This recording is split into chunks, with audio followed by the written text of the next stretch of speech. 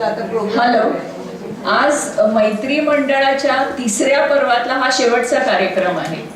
कारण पुढच्या 28 मार्चला आपण वासंती खर्डी कुंकू करून चौथ्या पर्वाची सुरुवात करणार आहोत.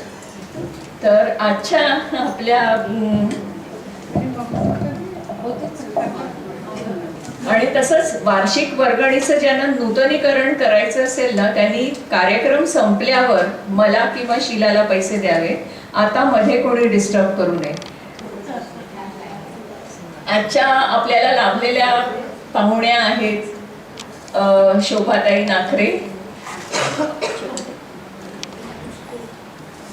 तुम्ही आला तिथे तरी चालेल. मग तुमची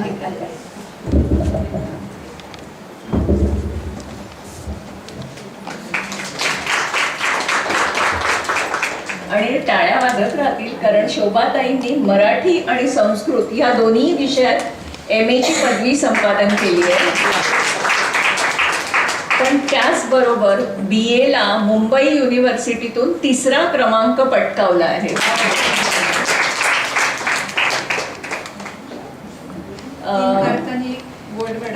हो, गोल्ड मेडल त्यांचं 3 मार्कांनी फक्त हुकलं.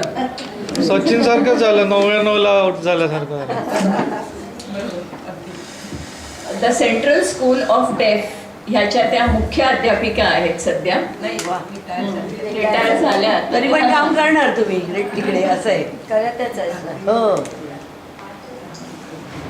NCERT दिल्लीचा त्यांना राष्ट्रीय पुरस्कार मिळालेला आहे. तर 8 मार्च 2009ला कर्तृत्ववान महिला म्हणून महापौर पुरस्काराने त्यांना गौरवण्यात आले. 5 सप्टेंबर 2013 रोजी त्यांना राष्ट्रपती पुरस्काराने सन्मानित करण्यात आले. लेखन, निवेदन, सूत्रसंचलन ह्या सगळ्यामध्ये त्यांची मुशाफिरी आहेच. पण विविध विषयांची व्याख्यानेही त्या घेत असतात बऱ्याच ठिकाणी. दैनिक सामना, लोकसत्ताची चतुरंग पुरवणी, नंतर साप्ताहिक सकाळ, विवेक, मैत्रीण आणि अलीकडे वयम ह्या सगळ्यामध्ये त्यांचे लेख, निबंध, बालसाहित्यावरती काही ना काहीतरी लिखाण चालूच असते. आणि बरेच प्रसिद्धही झालेले आहेत. त्यातील कर्णबधिरांबद्दल जागृती व प्रबोधन तसेच इतर लेख आणि निबंधांवरती विविध पारितोषिके त्यांना प्राप्त झाली आहे.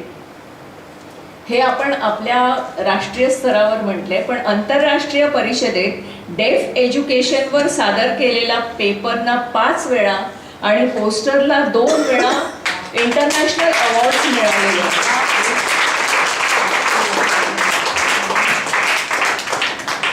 तर बेस्ट पेपर अवॉर्ड हा केरळ सरकारने त्यांना प्रदान केलेला आहे. अशा या आणि बरेच इतर छोटे छोटे अवॉर्ड्स आहेत, पण सगळेच इथे कव्हर अप करणं शक्य नव्हतं. तर अशा बहुआयामी व्यक्तीकडून आपल्या इथे झालेल्या स्पर्धांची पहिला आपण बक्षिसं वाटून घेऊ आणि नंतर शोभाताई त्यांचा स्त्री शक्तीचा जागर सादर करतील. कारण त्यांच्या बोलण्यानंतर कुठलाही कार्यक्रम करणंही शक्य असते.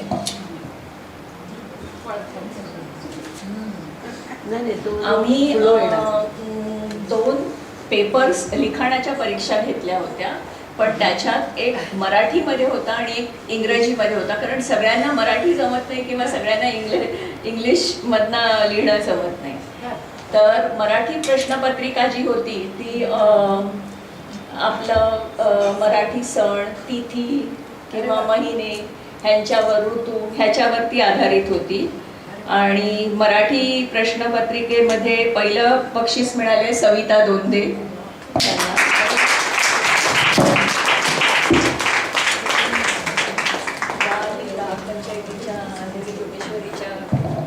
सविताताई ग्राहक पंचायतीच्या अंधेरी जोगेश्वरी विभागाच्या अध्यक्ष आहेत.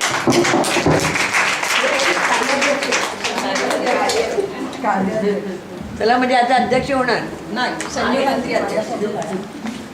पण त्याच्याच देशमुख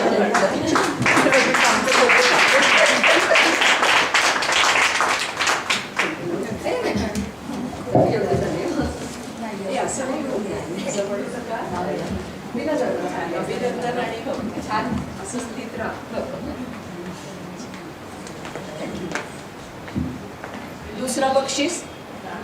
दुसरं बक्षीस अश्विनी अकरे.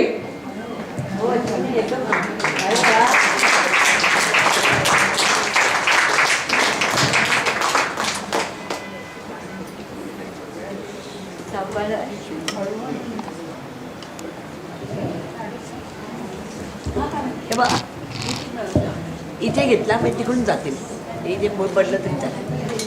ते फक्त स्क्रीन थोडा वेळ सांगा. हां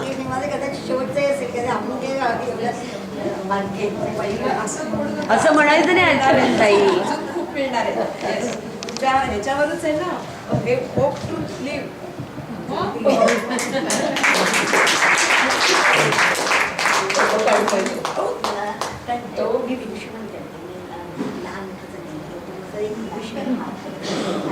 इकडे बघा फोटो काढते. काढला झाला त्यांचं लक्ष नव्हतं.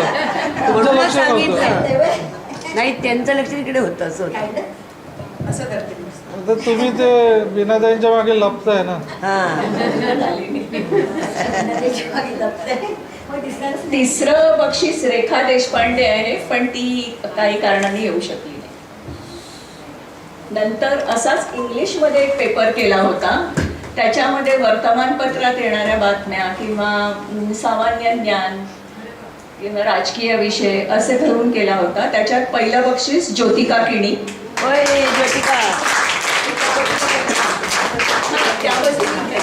असं बरोबर आहे त्यांचं पण. त्या साईडने गेले. आता कळलं आता तिकडे. खूप अभिनंदन. ए असा दोघींनी येते या इकडे बघा.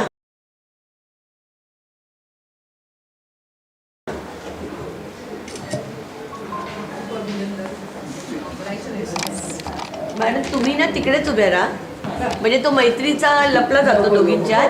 मग ती इथे ये कोणी जे अजून इथे या. दुसरं बक्षीस विनीता सावंत.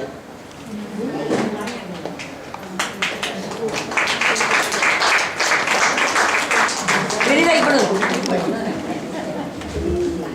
हां आता कसं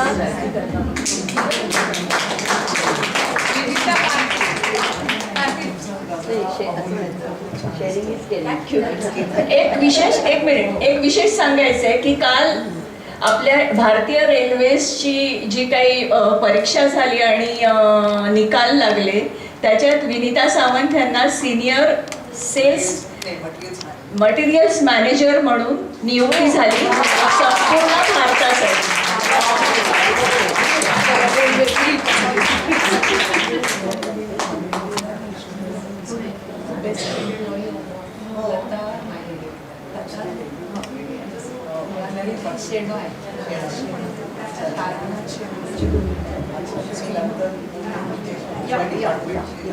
विनीता दोन्हीसाठी पार्टी पाहिजे. आणि तिसरं बक्षीस अनिता कामत.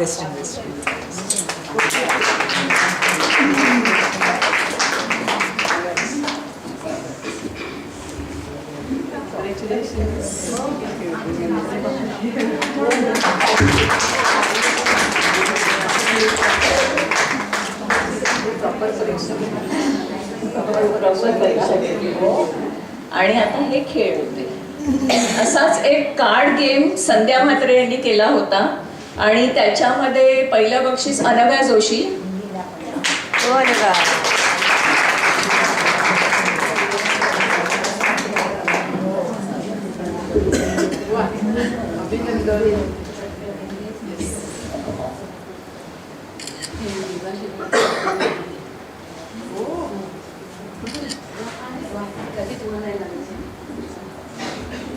दुसरं बक्षीस शुभांगी राणे. खाली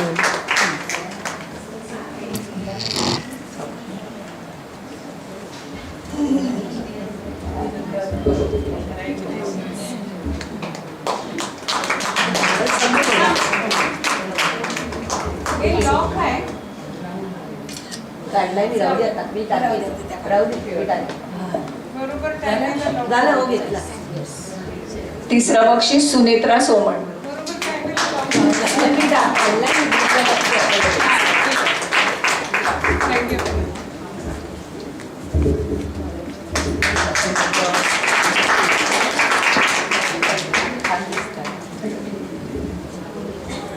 आणि एक खेळ केला होता बांगड्यांबरोबर, तोही संध्या म्हात्रेनीच केला होता आणि त्याच्यात पहिलं बक्षीस शेफाली कोठारी. शेफाली नाही आहे पण संगीता घेईल तिच्या वतीने.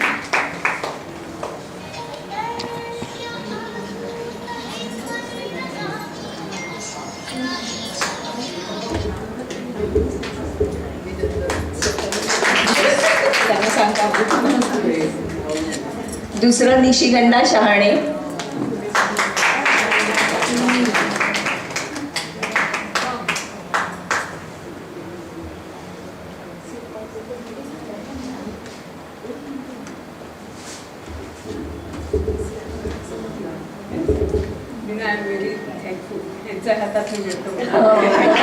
मुद्दामून ठेवलं होतं तसं. आणि अनघा जोशी.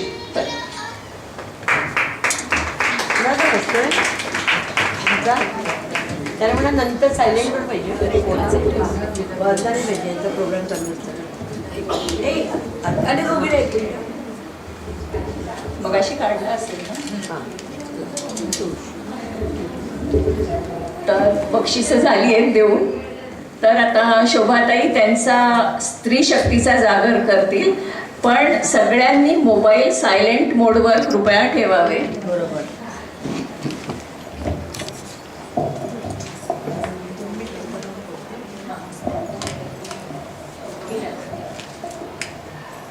नमस्कार. खूप खूप आनंद झाला आहे तुमच्या इथे येऊन मैत्री मंडळात. आणि खरं सांगू का, एकदा कधीतरी मला कोणीतरी म्हणालं होतं की हे खूप छान महिला मंडळ आहे आणि इथे खूप छान कार्यक्रम होतात. तेव्हापासून कुठेतरी शोधायचा प्रयत्न करत होते आणि अचानक विनाताईंचा फोन आला आणि तसं थोडासा गडबडीचा भाग आहे, त्यामुळे पहिल्यांदा मी विसरले आणि त्याबद्दल मी परत एकदा जाहीरपणे क्षमस्व म्हणते की थोडी गडबड नावांची होते, कारण खूप ठिकाणी खूप माणसं भेटतात ना, तर त्याच्यामुळे कालही मी एका मराठी भाषा गौरव दिन होता त्यानिमित्त एका शाळेमध्ये मुलांशी संवाद, जवळजवळ 200-250 मुलं असतील, त्यांच्याबरोबर संवाद गोष्ट वगैरे सांगून छान मराठीचं आनंद घेतला मी. कोणती शाळा? उत्कर्ष विद्यामंदिर मालाड. आणि त्याच्या आधी शनिवार रविवार शिक्षकांसाठी मी कार्यशाळा घेतली पूर्ण दिवस 10 ते मी आणि माझ्या शाळेच्या संचालिका शुभदा बोर्डे म्हणून आहेत त्या आणि मी, आम्ही दोघींनी कार्यशाळा घेतली. आम्ही डार्ट नावाचा एक ग्रुप चालवतो, DART. त्याचा फुल फॉर्म सांगते, devil's association of retired teachers.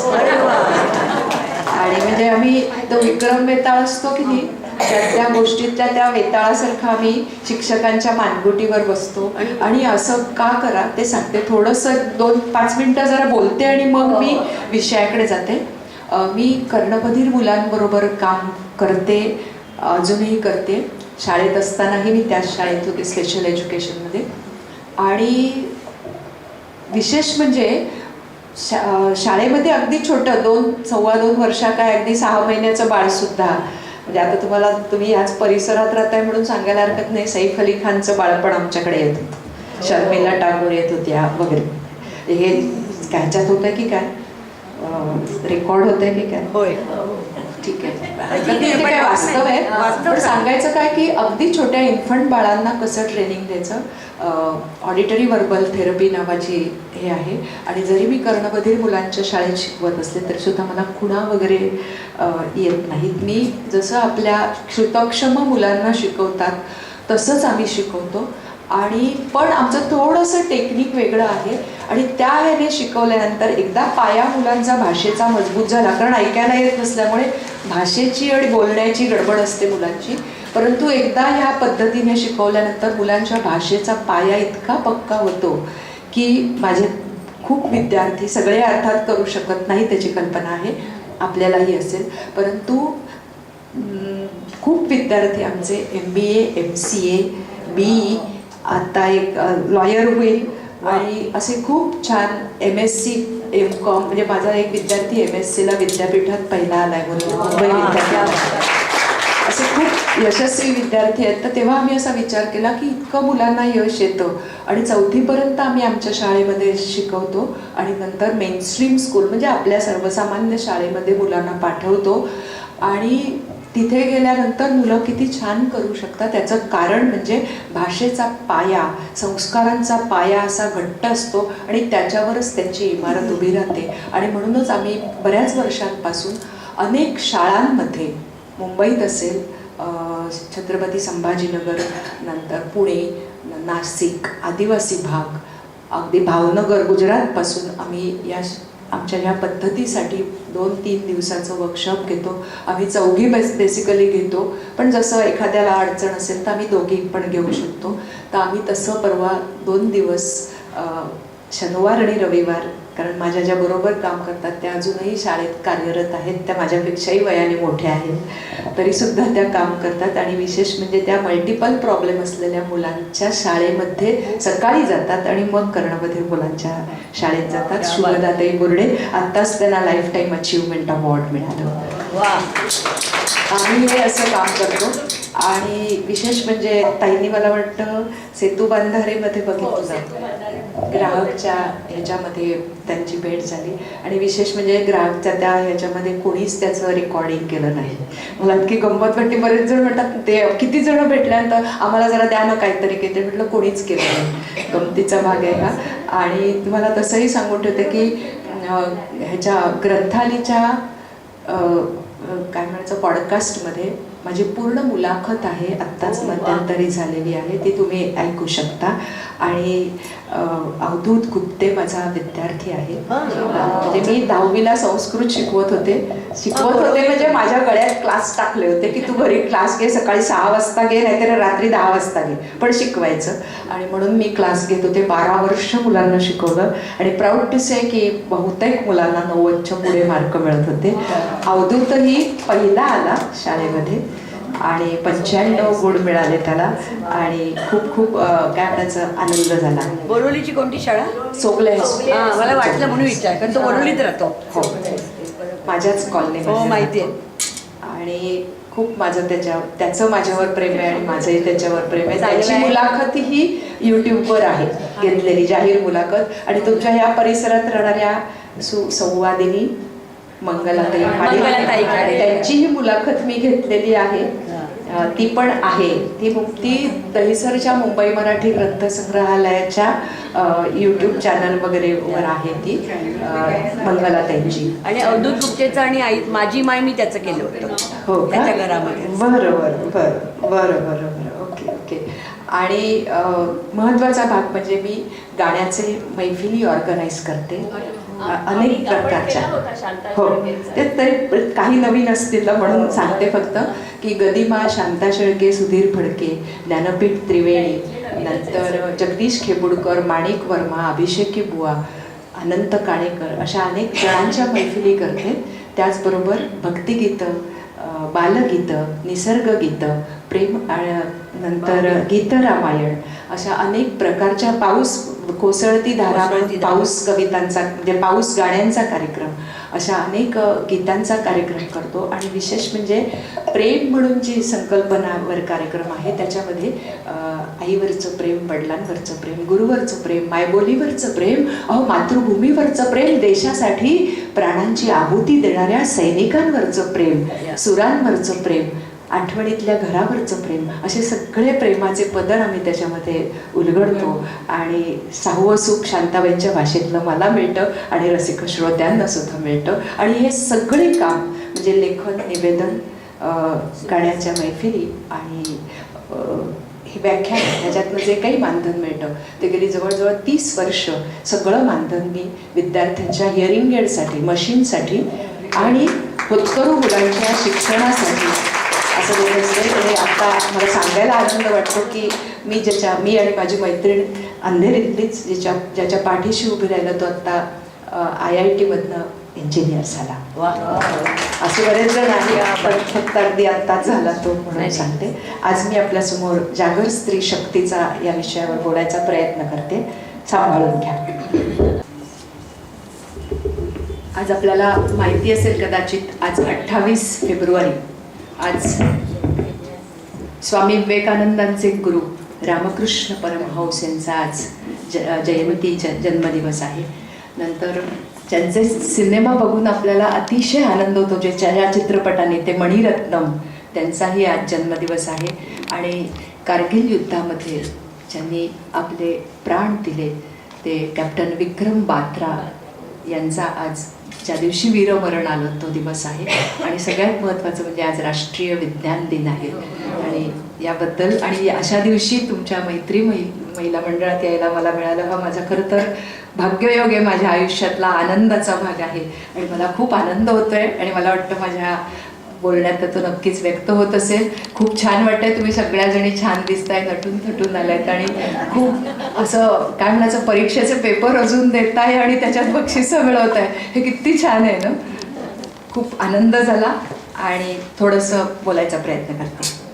आपल्याला माहितीच आहे की अगदी पायलटपासून ते अग्निशमन दलापर्यंत किंवा अंतराळ वीरांगनेपर्यंत आज स्त्रीचा प्रवास इतका छान झालेला आहे. आणि अगदी एवढे उत्तुंग कशाला, आपण अगदी साधं सांगते की जेव्हा गाण्याचा कार्यक्रम ठाण्याचा किंवा अशा लांबच्या कल्याण ठिकाणी असतो आणि तेव्हा रात्रीचा प्रयोग असतो, तेव्हा येताना साधारण 1:30-2 वाजून जातात घरी, तरीसुद्धा आपण सगळ्याजणी सुरक्षितपणे घरी येतो. याचं कारण काय? याचं कारण म्हणजे ज्यांनी अगदी काय म्हणायचं इतक्या वर्षापासून केलेला असीम त्याग, इतक्या वर्षांपूर्वीपासूनचा ज्यांच्या जिद्दीचा, कष्टाचा आलेख चितारताना रूढी परंपरा कुप्रथांनी चा अनेक वेळा अडसर आला, परंतु त्याच्यावर सुद्धा मात करून आपल्या कार्यकर्तृत्वाचा हिमालय उभा करून अगदी पद्मश्री, मॅग्सेसे अशा अनेक पुरस्कारांचा सन्मान ज्यांच्या पदरात मिळाल्या, अशा अनेक जणींना आज आठवताना, साऱ्या पाऊलखुणा आठवताना किंवा त्या न्याहाळताना त्यांचा आलेख आज मी तुमच्यासमोर सादर करणार आहे. आणि आज इथून घरी जाताना आपण थोडंसं काय बरं घेऊन जाऊया घरी, हे सांगण्याचा मी प्रयत्न करणार आहे. तेव्हा आशयगंध प्रस्तुत कार्यक्रम सादर करते, जागर स्त्री शक्तीचा, जागर स्त्री शक्तीचा. अगदी आपण बघा वुमनची व्याख्या नेहमी छानपैकी करतो नाही का. वंडरफुल मदर, W म्हणजे वंडरफुल मदर, अलौकिक माता. O म्हणजे आउटस्टँडिंग फ्रेंड, चाकोरीपेक्षा बाहेर असामान्य अशी मैत्री. M म्हणजे मार्व्हलस डॉटर, बहारदार मुलगी. ॲडोरेबल सिस्टर, पूजनीय किंवा आदरणीय अशी बहीण. आणि सगळ्यात शेवटचं nicest gift to men from God. वा nicest gift to men from God म्हणजे परमेश्वराने पुरुषांना दिलेली संस्मरणीय भेट म्हणजे महिला, वा म्हणजे स्त्री असं म्हटलं तर. आणि म्हणून इथे पुढे जाण्यापूर्वी एक छोटंसं उदाहरण, आणि मी बोलताना असं काही नाही आहे की फक्त आपल्याच मुंबईतल्या, आपल्याच महाराष्ट्रातल्या असं नाही, तर सगळ्या स्त्रीला कवेत घेण्याचा थोडासा प्रयत्न करणार आहे, अगदी थोडासा. अगदी बराक ओबामांच्या पत्नी मिशेल ओबामा, आपल्याला तुम्हाला माहितीच असेल की त्यांना त्यांचं आपल्या पतीचं धूम्रपान अजिबात आवडायचं नाही. आणि एकदा जाहीर सभेमध्ये त्यांच्या आपल्या पतीबद्दल त्यांनी ह्या त्यांच्या सवयीबद्दल जाहीरपणे निषेध व्यक्त केला की मला हे आवडत नाही वगैरे. पण गमतीचा भाग म्हणजे तेव्हापासून त्यांनी धूम्रपान सोडून दिलं. हा आपल्या स्त्री शक्तीचा विजय असं मला वाटतं. आणि म्हणून दुसरी एक व्याख्या करताना व्हील ऑफ फॅमिली म्हणजे स्त्री काय असू शकते, तर कुटुंबाचं गतिमान चक्र म्हणजे स्त्री. ओशन ऑफ नॉलेज, ज्ञानाचा महासागर, म्हणजे अजूनही तुम्ही परीक्षा देताय नाही का, ज्ञानाचा महासागर. M म्हणजे मिरर ऑफ चिल्ड्रन, मुलांचं प्रतिबिंब आईत बघावं, किंवा आईचं प्रतिबिंब कोणात दिसतं, मुलांच्यात दिसतं. किंवा ॲड्रेस ऑफ लव्ह, प्रेमाचं प्रतिनिधित्व. आणि नेव्हिगेटर ऑफ लाईफ बोट म्हणजे जीवन नौकेचं सुखाणू जिच्या हातात असतं ती म्हणजेच स्त्री. आणि म्हणून असं म्हणतात की ज्याला स्त्री आई म्हणून कळली ज्याला स्त्री आई म्हणून कळली तो जिजाऊंचा अहो शुभ झाला. ज्याला स्त्री बहीण म्हणून कळली तो मुक्ताईचा ज्ञानदेव झाला. आणि ज्याला स्त्री मैत्रीण म्हणून कळली तो राधेचा श्याम झाला. आणि ज्याला स्त्री पत्नी म्हणून कळली तो सीतेचा श्रीराम झाला. सीतेचा श्रीराम झाला. आणि म्हणून परत एकदा मी बराक ओबामांचं उदाहरण देते. याचं कारण का माहितीये का की एकदा बराकजींना आणि मिशेलजींना एका त्यांच्या नेहमीचं माहितीये पार्ट्या असतात तसं एकदा बोलवलं होतं. पण ज्यांनी ती पार्टी ठेवली होती तो मिशेलजींचा अतिशय जवळचा खूप वर्षांपासूनचा आणि खास मित्र होता. थोडंसं गडबड होतेच नाही का, असा आपल्या पत्नीचा मित्र आहे म्हटल्यानंतर भेटल्यानंतर त्याच्याबरोबर खूप छान सगळ्या गप्पा झाल्या. आणि पार्टीतून परत येत असताना लॉंग ड्राईव्ह असते त्यावेळेला बराकजी म्हणाले बरं झालं मिशेल तो तुझा नवरा नाही झाला, नाहीतर प्रेसिडेंटची बायको म्हणून तुला मिरवता आलं नसतं नाही का. त्यावर अत्यंत अभिमानाने आणि आत्मविश्वासाने मिशेलजी म्हणाल्या असं काही समजू नका. त्याच्याशी जर माझा विवाह झाला असता तर तोही प्रेसिडेंट झाला असता. एवढं नक्की. मी खरं सांगू का तुम्ही इतक्या छान दाद देताय तेव्हा मला तुम्हाला दाद द्यावीशी वाटते. दाद देण्याचे तुम्हाला भान आहे, आज शब्दाची कसोटी छान आहे. या जरा सांभाळून कंठी सुरांनो, वावगे बोलू नका हो अक्षरांनो, कारण जाणकारांचा शहाणा खान आहे. आणि या टाळ्या पुण्याचे कवी रमण रणदिवे यांच्यासाठी आहेत, कारण हे शब्द त्यांचे. आता आपल्याला माहिती आहे की 8 मार्च आपण महिला दिन म्हणून साजरा करतो, पण त्याचं कारण काय माहिती आहे का.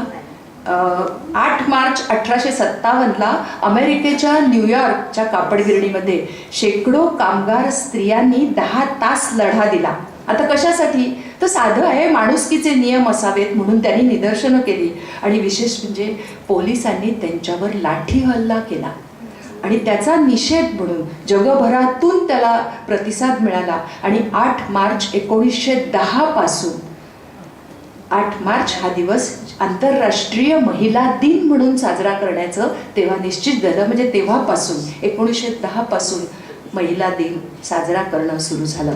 आता आपल्याला माहितीच आहे की आत्ता मी मगाशी म्हटलं की आपल्या आजच्या म्हणजे अगदी उशिरा घरी येण्याच्या किंवा अगदी आपण नोकरी करतो किंवा आणि कार्यकर्तृत्व गाजवतो त्याच्या पाठी एवढी मोठी परंपरा आहे.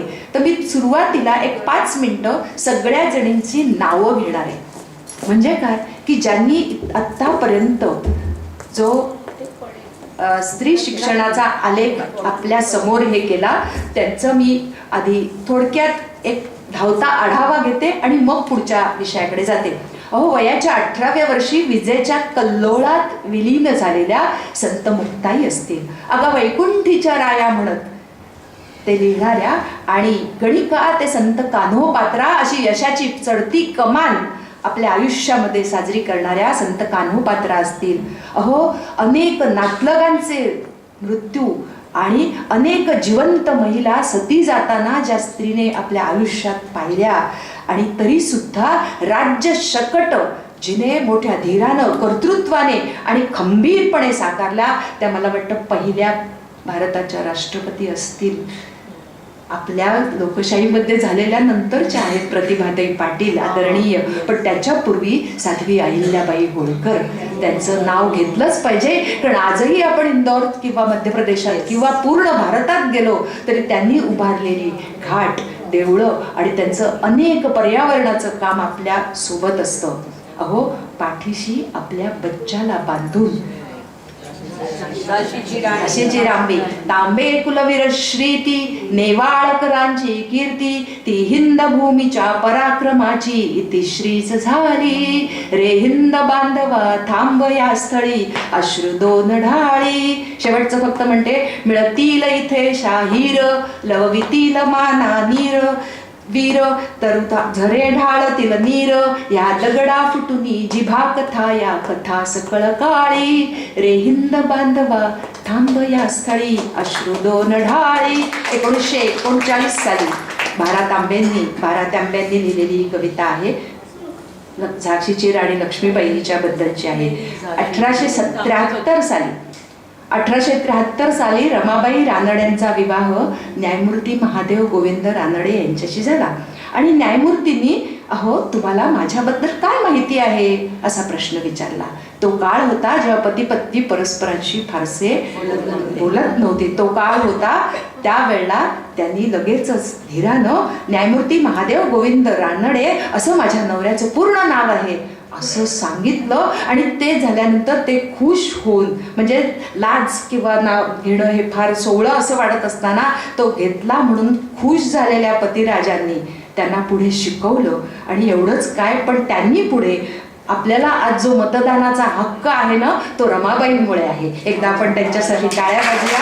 त्यांनी स्त्री कल्याणला शिकवलं आणि विशेष म्हणजे कैसरे हिंद ही पदवी मिळेपर्यंत त्या मोठ्या झाल्या ते केवळ न्यायमूर्तींमुळेच आणि त्यांच्या स्वतःच्या कर्तृत्वामुळे. आता किती सांगावा वेदविद्या पारंगत असलेल्या गार्गी मैत्रेयी तिथपासून आपण अगदी थोडक्यात मी आढावा घेते. महाभारतामध्ये डोळ्यावर पट्टी बांधून आयुष्यभर वावरणारी गांधारी असतील. 5 जणांची एक आजच्या ताराबाई भवाळकरांच्या लेखात ज्यांचा उल्लेख आहे 5 जणांची मी तसा तो ती द्रौपदी सूर्याचं तेज जिने आपल्या उदरात धारण केलं. आणि मी नेहमी असं म्हणते की आज विज्ञानाचं युग आहे ना म्हणून मुद्दाम थोडासा बाजूला जाऊन सांगते की कृत्रिम गर्भधारणा ज्याला म्हणतात ART टेक्निक म्हणजे असिस्टेड रिप्रोडक्शन टेक्निक ज्याचे झायगोट इंट्राफॅलोपियन ट्रान्सफर किंवा गॅमिट इंट्राफॅलोपियन ट्रान्सफर असे अनेक प्रकार आहेत. त्याच्यावर लिहिण्याचं भाग्य मला मिळालं आणि तशा हिंदी लेखाला मला राष्ट्रीय स्तरावरचा अहिंदी भाषी पुरस्कार मिळाला. आणि त्यावेळेला लोकप्रभाने माझ्या लेखाची विज्ञान लेखाची कव्हर स्टोरी म्हणजे मुखपृष्ठ माझ्या लेखाचं केलं होतं. ते मी डॉक्टर कौस्तुभ कुलकर्णी म्हणून बोरिवलीला त्यांचं क्लिनिक आहे आणि त्यांच्याबरोबर मी काम केलं होतं. आणि ते सुद्धा योगायोग सांगायला हरकत नाही सगळ्या महिला आहात की माझ्या यजमानांचं मोठं ऑपरेशन झालं होतं. 15 दिवस मुक्काम होता. तेव्हा नुसतं ड्रीप बघत काय राहायचं. मग तिथे माझं काम चालू होतं काहीतरी मी 500हून अधिक पुस्तकाची परीक्षणं लिहिलेली आहेत पेपरात. हां तर तेव्हा मी काय लिहित होते तर ते मी ते ड्रीप बघत होते आणि लिहित होते मध्ये. तर त्या हॉस्पिटलमध्ये सर्जन आणि गायनॅक म्हणजे असिस्टेड ART टेक्निकवाले डॉक्टर होते. त्यांनी 4 दिवसांनी माझा नवरा जरा हिंडायला वगैरे लागला. त्याला विचारलं की ही कोण आहे बाई इथे लिहिते मी कधी बघितलं नाही असं कोणी लिहिताना. तर माझी बायको वगैरे सगळं सांगितल्यानंतर म्हणजे माझ्यासाठी मराठीत लिहिल का ती. तर माझी परवानगी न घेता हो म्हणून टाकलं. आता मेडिकलमधला मही मला येत नाही परंतु त्यांनी मला काय काय सगळं सांगितलं आणि मग मी थोडासा अभ्यास केला वाचलं आणि इंग्लिश टू मराठी करण्याचा प्रयत्न केला. आणि मग ते माझे लेख पहिल्यांदा लोकप्रभा लोकसत्ता सामना असे बऱ्याच पेपरमधनं वगैरे आले होते. आणि विशेष म्हणजे त्यावेळेला लोकप्रभा वाचून पाकिस्तानच्या बॉर्डर लाईनवरनं एका व्यक्तीने त्यांची प्रायव्हेट रूम ते काय असते ना ती बुक केली होती आणि त्याला मुलगा झाला त्या माणसाला. कृत्रिम प्रकार म्हणजे जेव्हा ते नवीन होतं सगळं त्यावेळेला 1993 साली त्याची गोष्ट सांगते ही. नंतर म्हणून मी ते कुंतीचं तेज घेतलं ना सूर्याचं म्हणून ते IVFशी कनेक्शन केलं आणि म्हणून व्यासोच्छिष्टम जगत सर्वम असं जे म्हणतात ते खोटं नाही. रामायणामध्ये 14 वर्ष पतीचा विरह घेणारी उर्मिला असेल. संत साहित्यामध्ये मीराबाई जनाबाई मुक्ताबाई तुकारामांची आवली भक्तिमार्गातून कर्मयोगातून जाणारा भक्तिमार्ग स्वीकारणाऱ्या ह्या सगळ्या जणी किंवा जिजाबाई आत्ता ज्यांच्याबद्दल म्हणजे त्यांच्या जयंतीला मला हा विषय बोलायची भाग्य मिळालं. जिजाबाई परत कधीतरी येत तेव्हा यांच्याबद्दल बोली. फक्त खलील जिब्रान यांचं म्हणणं मी तिथे जिजाबाईंसाठी नेहमी म्हणत असते की खलील जिब्रान असं म्हणतात आई कशी असते आई डोळ्याच्या पापड्यांसारखी असते. म्हणजे डोळ्याचं रक्षण तर करतेच, परंतु डोळ्यात पाहिलेल्या स्वप्नांना अलगद उमलवायला मदत करते ती आई. म्हणून शिवाजी महाराजांचं जे स्वप्न आहे स्वराज्य स्थापनेचं, ते मुळात रुजवलं कोणी डोळ्यात? जिजाबाईंनी रुजवलं. आणि म्हणून मातृशक्तीचा विजय असं ज्या वेळेला म्हणतो तेव्हा जिजाबाई पहिल्यांदा समोर येतात. किंवा झाशीची राणी असतील, हिरकणी असतील, रझिया सुलताना, चांदबिबी असतील, किंवा लोकमान्य टिळक, स्वातंत्र्यवीर विनायक दामोदर सावरकर, त्यांच्या पत्नी, या सगळ्यांचं योगदान आपल्यासाठी खूप मोलाचं आहे. स्वातंत्र्य लढ्यातल्या विजयालक्ष्मी पंडित असतील, कस्तुरबा असतील, डॉक्टर ॲनी बेझंट असतील, किंवा साहित्यातल्या जहान आरा असतील, जेबुन्निसा असतील, शायरी लिहिणाऱ्या, किंवा अरे मानसा मानसा तुला दिरे देवानं, 2 हात 10 बोटं असं लिहिणाऱ्या बहिणाबाई असतील, किंवा अहिल्याबाईंबद्दल आता आपण बोललो, पंडिता रमाबाई, विधवा आणि परित्यक्तांसाठी काम करणाऱ्या, किंवा भारताची नायटिंगेल असं ज्यांना बिरुद मिळालंय त्या सरोजिनी नायडू असतील, भगिनी निवेदिता असतील, किंवा युगोस्लावियातून भारतात येऊन दीनदुबळ्यांची सेवा करणाऱ्या मदर तेरेसा असतील, रमाबाई रानडे, सावित्रीबाई फुले, किती नावं घ्यावी. किंवा आत्ताच्या काळातल्या सामाजिक काम करणाऱ्या साधनाताई आमटे, डॉक्टर राणी बंग, मेधाताई पाटकर, सिंधुताई सपकाळ, किंवा आर्थिक ह्याच्यामध्ये शुभलक्ष्मी पानसे असतील, किरण बेदी असतील, रश्मी करंदीकर, मीराताई बोरवणकर, पी.टी. उषा, सुनीता विल्यम्स, कल्पना चावला, किंवा मोटर वुमन सुरेखा यादव, अग्निशमन दलातल्या सगळ्या जणी, किंवा बुद्धी क्षेत्रामध्ये जयंत नारळीकरांची आई सुमतीबाई असतील, किंवा त्यांच्या पत्नी मंगलाताई असतील, पहिल्या वैज्ञानिक दुर्गाबाईंची बहीण कमलाताई सोहोनी असतील, दुर्गाबाई भागवत असतील, पहिल्या डॉक्टर आनंदीबाई जोशी असतील. खरं सांगू का, किती नावं घ्यावीत तितकी कमीच आहे. म्हणून अगदी प्रातिनिधिक स्वरूपात थोडीशी नावं घेतली. किंवा 350 वर्षापूर्वी समर्थ रामदासांनी बालविधवांना मठपती केलेलं आहे. म्हणजे असं समजायला नको की तेव्हापासून केशवपन्नी वगैरे काही होतं, तर ते त्यांनी केलेलं आहे. म्हणजे समर्थांनी किती मोठं काम केलेलं आहे. म्हणून असं म्हणतात ना की थोडेसे बंडखोर संत म्हणून त्यांचा उल्लेख केला जातो. स्त्री शिक्षणाची मुहूर्तमेढ रोवणाऱ्या सावित्रीबाई फुले, त्यांच्या आयुष्यातला एक छोटासा प्रसंग सांगते. तेव्हा छोटी सावित्री अगदी छोटी होती आणि त्यावेळेला आजच्यासारखी करमणुकीची साधनं नव्हती. तेव्हा जत्रा हा एक मोठा त्यांच्या आयुष्यातला आनंदाचा भाग असा होता. आणि एकदा जत्रेला सावित्री गेली होती आणि तिथून येताना काहीतरी घरी येताना जिलबी खात खात चालली होती रस्त्यातनं. ते एक गोरा अधिकारी आला आणि त्याने सांगितलं की मुली, रस्त्यात खाऊ नये बाळा. तर त्यावेळ खरं तर आपल्यासारखं असेल तर तुम्हाला काय करायचं आहे मी खाल्लं तर असं वाटायची शक्यता असते. पण चूक कबूल केली सावित्रीने आणि तो समजूतदारपणा बघून त्या गोऱ्या अधिकाऱ्यानं बिस्किटचा पुडा आणि एक पुस्तक सावित्रीला दिलं. आणि त्यावेळेला सावित्री म्हणाली की मला वाचता येत नाही. ते म्हणाले वाचता नाही आला तरी चालेल, पण तू त्यातली चित्र बघ, तुला नक्की आनंद होईल असं सांगितलं. आणि मला वाटतं हे जे वाचण्याचं स्वप्न होतं ते ज्योतिबांनी नंतर पूर्ण केलेलं आहे. यानंतर आणखीन एका स्त्रीचं नाव मला सांगायला आवडेल. कदाचित आपल्यापैकी बहुतेकांना तिचं माहिती आहे, तरी सुद्धा एक छोटासा प्रसंग. आपल्याला वेळ किती आहे ताई? आहे ना, 1-1.5 तास आहे. नाही म्हणजे असं नंतर मग पुढचं राहून जातं ना म्हणून. तर एक आई जिच्या पदरात 3 मुली होत्या आणि स्वतःचं शेत वगैरे काही नव्हतं, दुसऱ्याच्या शेतात काम करून ह्या 3 मुलींचं लग्न केलं कर्ज काढून. तिघींची लग्न केली. लग्न झाल्यानंतर परत दुसऱ्याच्या शेतात ते कर्ज फेडायचं काम म्हणून दोघांनी काम चालू केलं. आणि मुलींचे बाबा म्हणजे या बाईंचा नवरा आजारी पडला. आता कुठचं हे?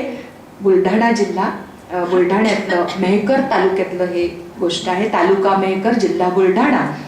आणि एवढ्यात असं झालं की तो बाबा आजारी पडले आणि म्हणून त्यांनी तालुक्याच्या इथे मेहकरला नेलं. तेव्हा त्यांनी सांगितलं की इथे काही होण्यासारखं नाही, तुम्ही बुलढाण्याला घेऊन जा. आता बुलढाण्याला जाताना त्यांनी शेजाऱ्या पाजारांकडनं पैसे काढून ती गेली होती बाई. आणि आता तिथे तपासणा झाल्यानंतर त्यांनी सांगितलं की आता तुम्हाला अजूनही बारामतीला न्यावं लागेल. बाईला प्रश्न पडला, आत्ताच मी लोकांकडनं पैसे घेऊन आले. आणि म्हणून खिन्न होऊन त्या तिथे बाकडं असतं ना असं अरुंद असं बाहेर त्या आरोग्य केंद्राच्या तिथे बसली होती बाई. काय करावं आता पुढे. इतक्यात तिला तिथे एक पेपर दिसला आणि त्या पेपरात बातमी दिसली आणि तिचे डोळे चमकले. तिने नवऱ्याला घरी ठेवलं आणि ती मुंबईला आली, मॅरेथॉनमध्ये आली. पायात बूट नाहीत, अंगात टी शर्ट नाहीत, डोक्यावरनं घेतलेला पदर, नऊवारी लुगडं, आणि त्या संयोजकांना सांगितलं की मला माझ्या नवऱ्याला बरं करण्यासाठी धावायचंय. आणि धावली, परवानगी दिली, धावली ती, आणि संयोजकांनी नाव जाहीर केलं लता भगवान करे, वय वर्ष फक्त 62. धावून पहिली आलेली ही महिला आपल्या नवऱ्याला बरं करणारी. आणि म्हणून मला इथे एक वाक्य आठवतं बाबा आमट्यांचं. बाबा आमटे असं म्हणायचे की भान ठेवून ध्येय ठरवा. तिने ध्येय काय ठरवतं की माझ्या नवऱ्याला मी काही करून बरं करणार आहे. भान ठेवून ध्येय ठरवा आणि बेभान होऊन ते पूर्ण करायचा प्रयत्न करा, जे लता भगवानकडे केलेलं आहे. दरवर्षी येते अजून. हो, अजूनही मला आणखीन एक उदाहरण सांगायला आवडेल की तिचा पती आणि तिचे 7 पुत्र युद्धामध्ये मारले गेले. जपानची महिला आहे ती. आणि जेव्हा 7वा मुलगा गेला तेव्हा सैन्याचा जो सेनापती होता तो बाईंना भेटायला आला. आणि बाईंना भेटल्यानंतर बाईंच्या डोळ्यात पाणी आलं. फटकन पुसत समाधानाने ती बाई म्हणाली, तुम्हाला असं वाटतंय का की माझे 7 पुत्र गेले म्हणून मी रडते? माझा पतीही गेलाय, 7वा पुत्रही गेला म्हणून मी रडते असं वाटतं का? नाही हो, माझ्या जवळ आता तुमच्या युद्धासाठी, देशासाठी द्यायला आणखी कोणी उरलं नाही याचं दुःख माझ्या मनात आहे, म्हणून माझे डोळे भरून आलेले आहे. ही खंत आणि हे दुःख माझ्या मनात आहे. बाई असते कशी तर अशी. आणि म्हणून आपल्याला माहिती असेल तर ओशवाल नावाची एक केनियामधली जमात आहे. कोणती? ओशवाल. त्याच म्हणजे त्या ह्याची काय म्हणायचं, त्या कम्युनिटीची, त्या ह्यांची खूप भरभराट झालेली आहे. याचं कारण काय? माय वाईफ इज माय वेल्थ हे त्यांच्या आयुष्याचं तत्व आहे. माय वाईफ इज माय वेल्थ. आणि कारण बायकांना म्हणजे स्त्रियांना मानाची वागणूक देणं, आणि बायका या स्त्रिया या निसर्गासारख्या असतात. थोडंसं इंग्लिशमध्ये बोलते, चालेल ना? If you give a woman a small seed she will give you a bouncing baby. She will give you a bouncing baby. If you give her love, she will adore you. If you give her respect and honor, she will worship you.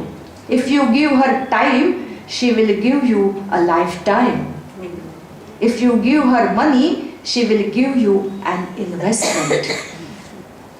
And if you give her slaps, life will slap you back. Open your eyes and observe it honestly. Anyone that treats his wife like trash and anyone that treats his wife like a queen, and see how they end up. Believe in my life, my wife, my wealth, principle and prosper. हे केनियातल्या लोकांचं तत्व आहे. मला वाटतं आपणही आपल्या आयुष्याबद्दल असं तत्व ठेवायला काहीच हरकत नाही. आता थोडीशी काही उदाहरणं सांगणार आहे की ज्यांनी आपल्या आयुष्यातला झगडा वेगळ्या अर्थाने सार्थ केलेला आहे. जिल्हा कोल्हापूर जिल्हा गडहिंग्लज गाव, तिथली एक बाई, तिचं नाव शांताबाई यादव. काय? शांताबाई यादव.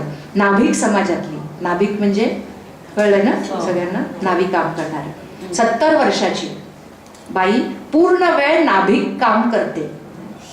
पण तिची कहाणी काय? 12व्या वर्षी तिचं लग्न झालं आणि 30व्या वर्षी तिने आपला पती गमावला. पदरात 4 मुली होत्या. वडिलोपार्जित थोडीशी 3-4 एकर जमीन होती, परंतु ती सगळ्या दिरांनी वगैरे बळकावली. मग आता उदरनिर्वाहासाठी काय करायचं?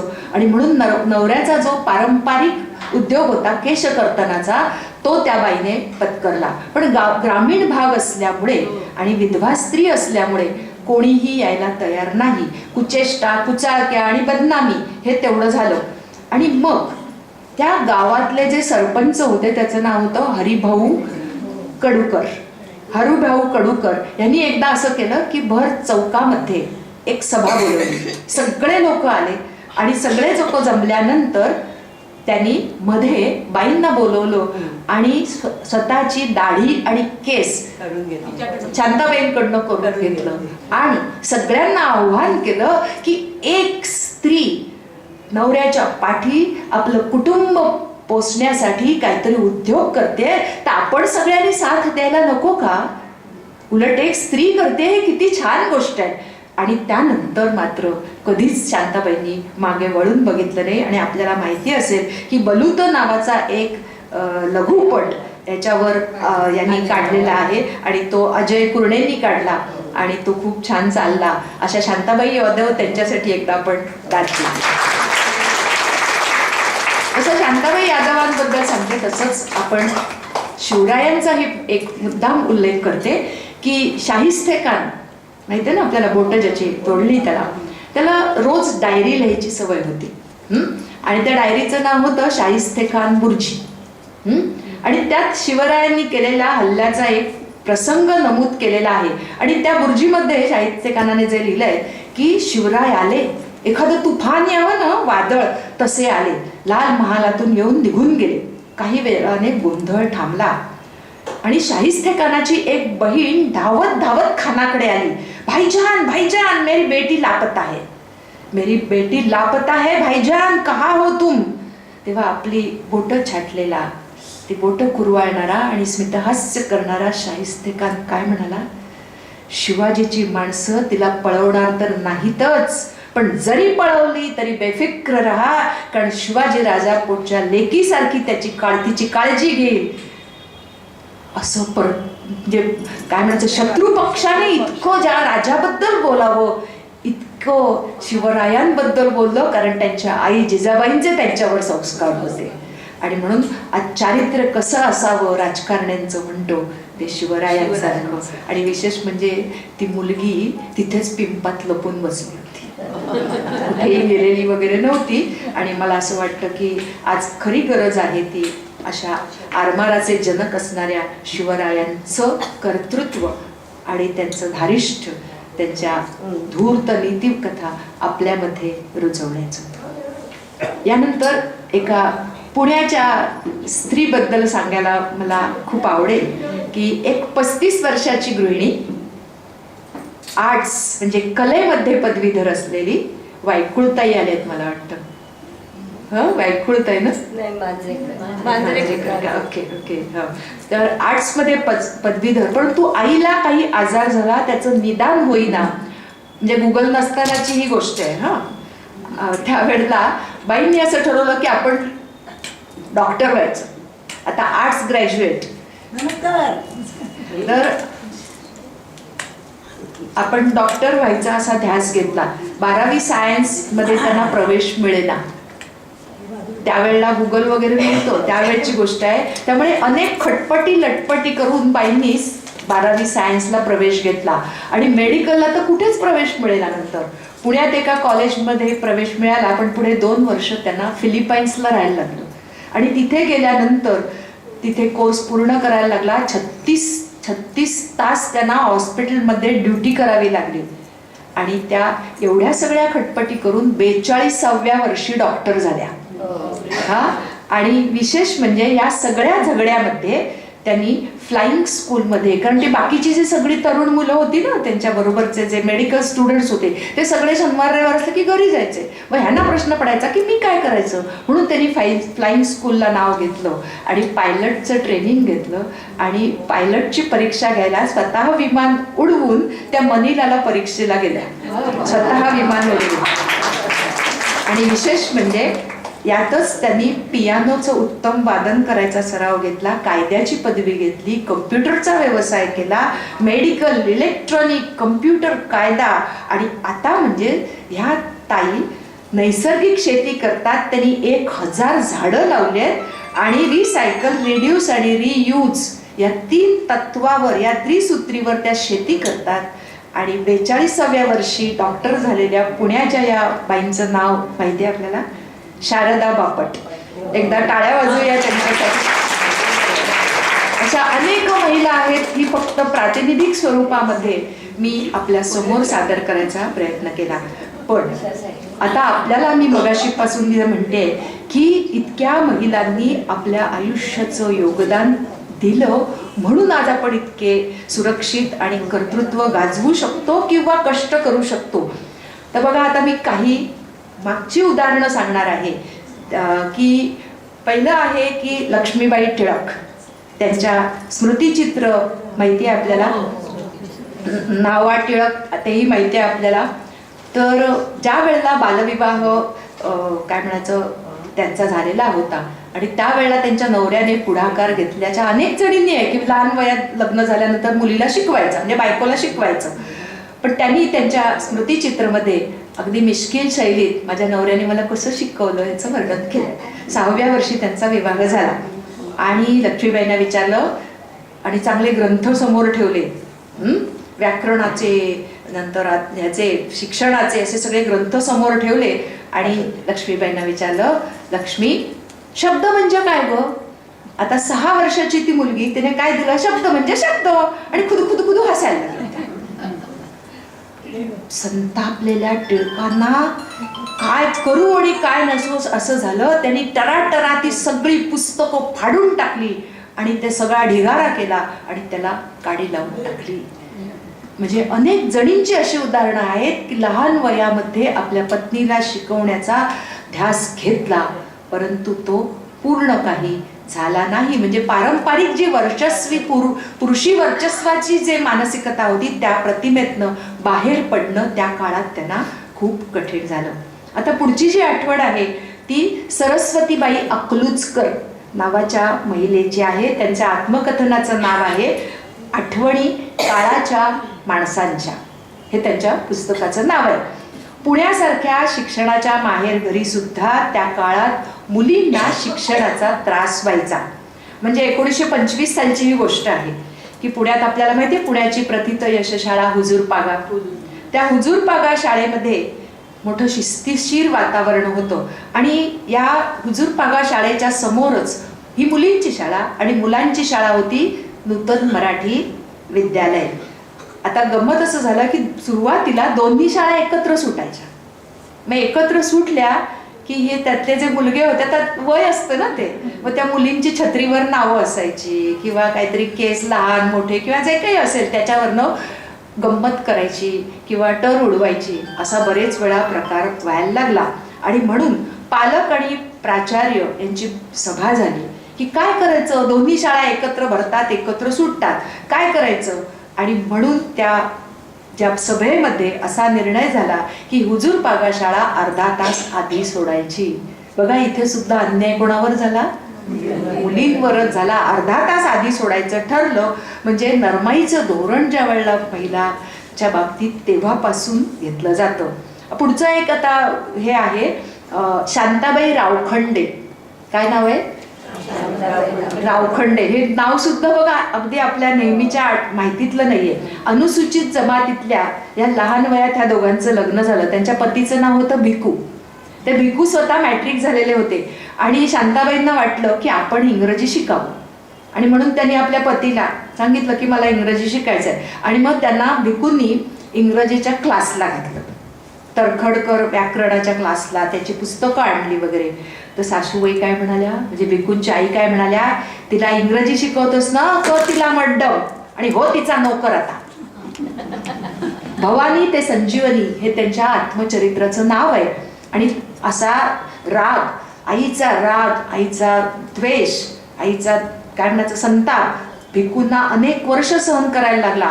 पण पुढे शांताबाईंनी आपलं सगळं आयुष्य शिक्षणासाठी, मुलींच्या शिक्षणासाठी वाहून घेतलं. एकदा आपण ह्या त्यांच्या झगड्यासाठी टाळ्या वाजवल्या. पुढचं उदाहरण आहे बालसाहित्यिका. म्हणजे आपल्याला सगळ्यांना हा माहिती असेल, भारा भागवत माहिती असतील आपल्याला सगळ्यांना. त्यांच्या पत्नी लीलावती भागवत, त्यांच्या आयुष्यातलं हे आत्मचरित्र आहे वाट वळणा वळणाची. हे त्यांच्या आत्मचरित्राचं नाव आहे. बाईने किंवा स्त्रीने शिक्षण घ्यावं, बरेचदा इथपर्यंत तो विरोध व्हायचा. परंतु शाळेचं शिक्षण सगळ्यांना मान्य असायचं. पण कॉलेजमध्ये महाविद्यालयीन शिक्षणात जायचं नाही. आणि कारण का, तर तिथे गेल्यानंतर काय दिवे लावेल कुणास ठाऊक अशी समाजाची धारणा, बरेचदा पुरुषांची धारणा होती. आणि त्यामुळे पुरुषांच्या मनात भीतीचं आणि काळजीचं वातावरण असायचं. आणि त्या दिवशी लीलावतीने असा आग्रह धरला की मला महाविद्यालयात जायचं. घरामध्ये प्रचंड विरोध, बंगल्यामध्ये वडिलांचा विरोध नव्हता, पण काकांचा मात्र विरोध होता. आणि वरच्या मजल्यावर जिथे सगळे ते राहत होते तिथे त्या जिन्याच्या वरती काका दंडुका घेऊन लांब लचक काठी घेऊन उभे होते. कशी जाते बघतो म्हणून. आणि मोठा कठीण प्रसंग होता आणि त्या क्षणाला जे काही नाट्य घडलं ते बाईंच्याच शब्दात ऐका. वडिलांनी मला बाजूला घेतलं आणि बाबा म्हणाले की हे बघ, जिना तसा सपाट आहे, जिना तसा सपाट आहे, 10 फूट फार फार 11 फूट आहे. मनापासून जर तुला कॉलेजला जायची इच्छा असेल तर जा उडी मारून, जा जिना पार करून आणि जा कॉलेजला, असं वडिलांनी सांगितलं. आणि खरोखरीची लीलावतीने वर्ण उडी मारली आणि त्या कॉलेजला गेल्या. म्हणजे शिक्षण घेणं ही केवळ बाह्य प्रेरणा नव्हती, तर ती आंतरिक उर्मी होती. हे वाट वळणाची याच्यातनं आपल्याला दिसतं. पुढचं आहे उदाहरण सांगते मी, अगदी मोजकी उदाहरण सांगते. आपल्याला सगळ्यांना भाकरीचा चंद्र लिहिणारे माहिती आहेत, नारायण सुर्वे. त्यांच्या पत्नी कृष्णाबाई सुर्वे, त्यांचं मास्तरांची सावली नावाचं आत्मचरित्र आहे. आणि हे सगळं आत्मचरित्रातल्या गोष्टी आहेत, कारण त्या लिहून ठेवलेल्या आहेत. त्यांनी जे भोगलं, त्यांनी जे सोसलं ते. स्त्री संवेदनाचा मोठा पैस कृष्णाबाईंनी आपल्या आयुष्यात अनुभवला.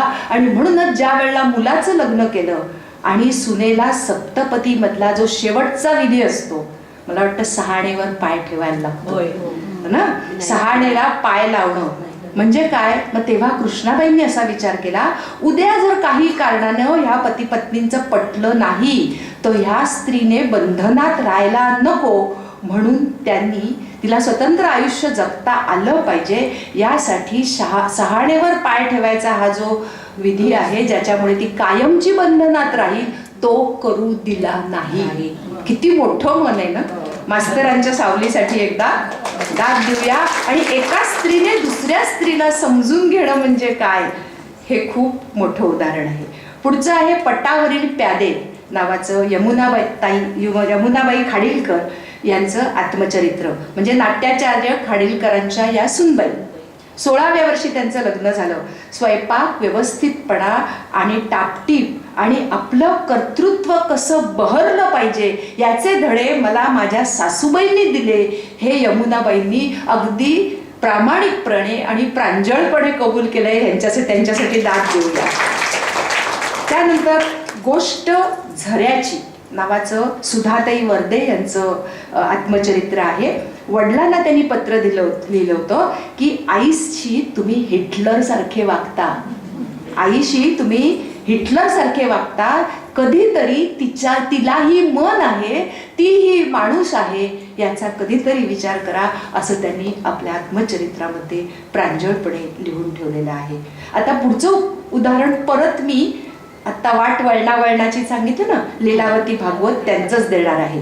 त्यांनी असं लिहिलंय की आजी आजोबांनी म्हणजे वडिलांच्या आई वडिलांनी सुरुवातीला खूप छान संसार केला. म्हणजे बघा, त्यांचं आयुष्य वाचताना त्या काळाचा सामाजिक पट किंवा त्या काळात काय सामाजिक परिस्थिती होती, कशा घटना घडत होत्या, हे आपल्याला कसं दिसतं ते त्यांनी सांगितलंय की आजोबांनी म्हणजे वडिलांच्या आईने सुरुवातीला खूप छान संसार केला. नंतर जवळजवळ 30-35 वर्ष आजी आजोबा एका घरात राहत होते, पण त्यांनी कधीही एकमेकांचं तोंड पाहिलं नाही. आता कारण काय, तर आजोबांची कुणीतरी एक कोपरगावला होती आणि त्यावरून दोघांचं बी नसलं. मग आजी तेव्हा काय म्हणाली बघा, धारिष्ट केवढं आहे बघा. आजी तेव्हा म्हणाली, मग मीही शोधू का कोणीतरी. ह्या एका वाक्यावरनं ह्या उद्धटपणाचं, त्यांच्या लेखी उद्धटपणाचं प्रायश्चित्त त्यांनी जन्मभर भोगलं. परंतु आजीने आपलं स्वत्व, आपला स्वाभिमान आणि आपल्या स्त्रीत्वाचा सन्मान शेवटपर्यंत जोपासला. एकदा दाद दिली.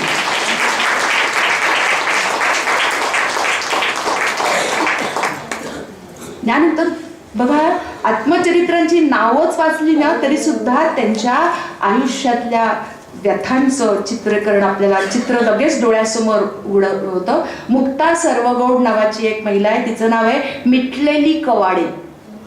माझं पुराण आनंदीबाई कर्वे. मला उद्ध्वस्त व्हायचंय, कदाचित माहिती असेल, मल्लिका अमरशेठ नामदेव ढसाळांच्या पत्नी.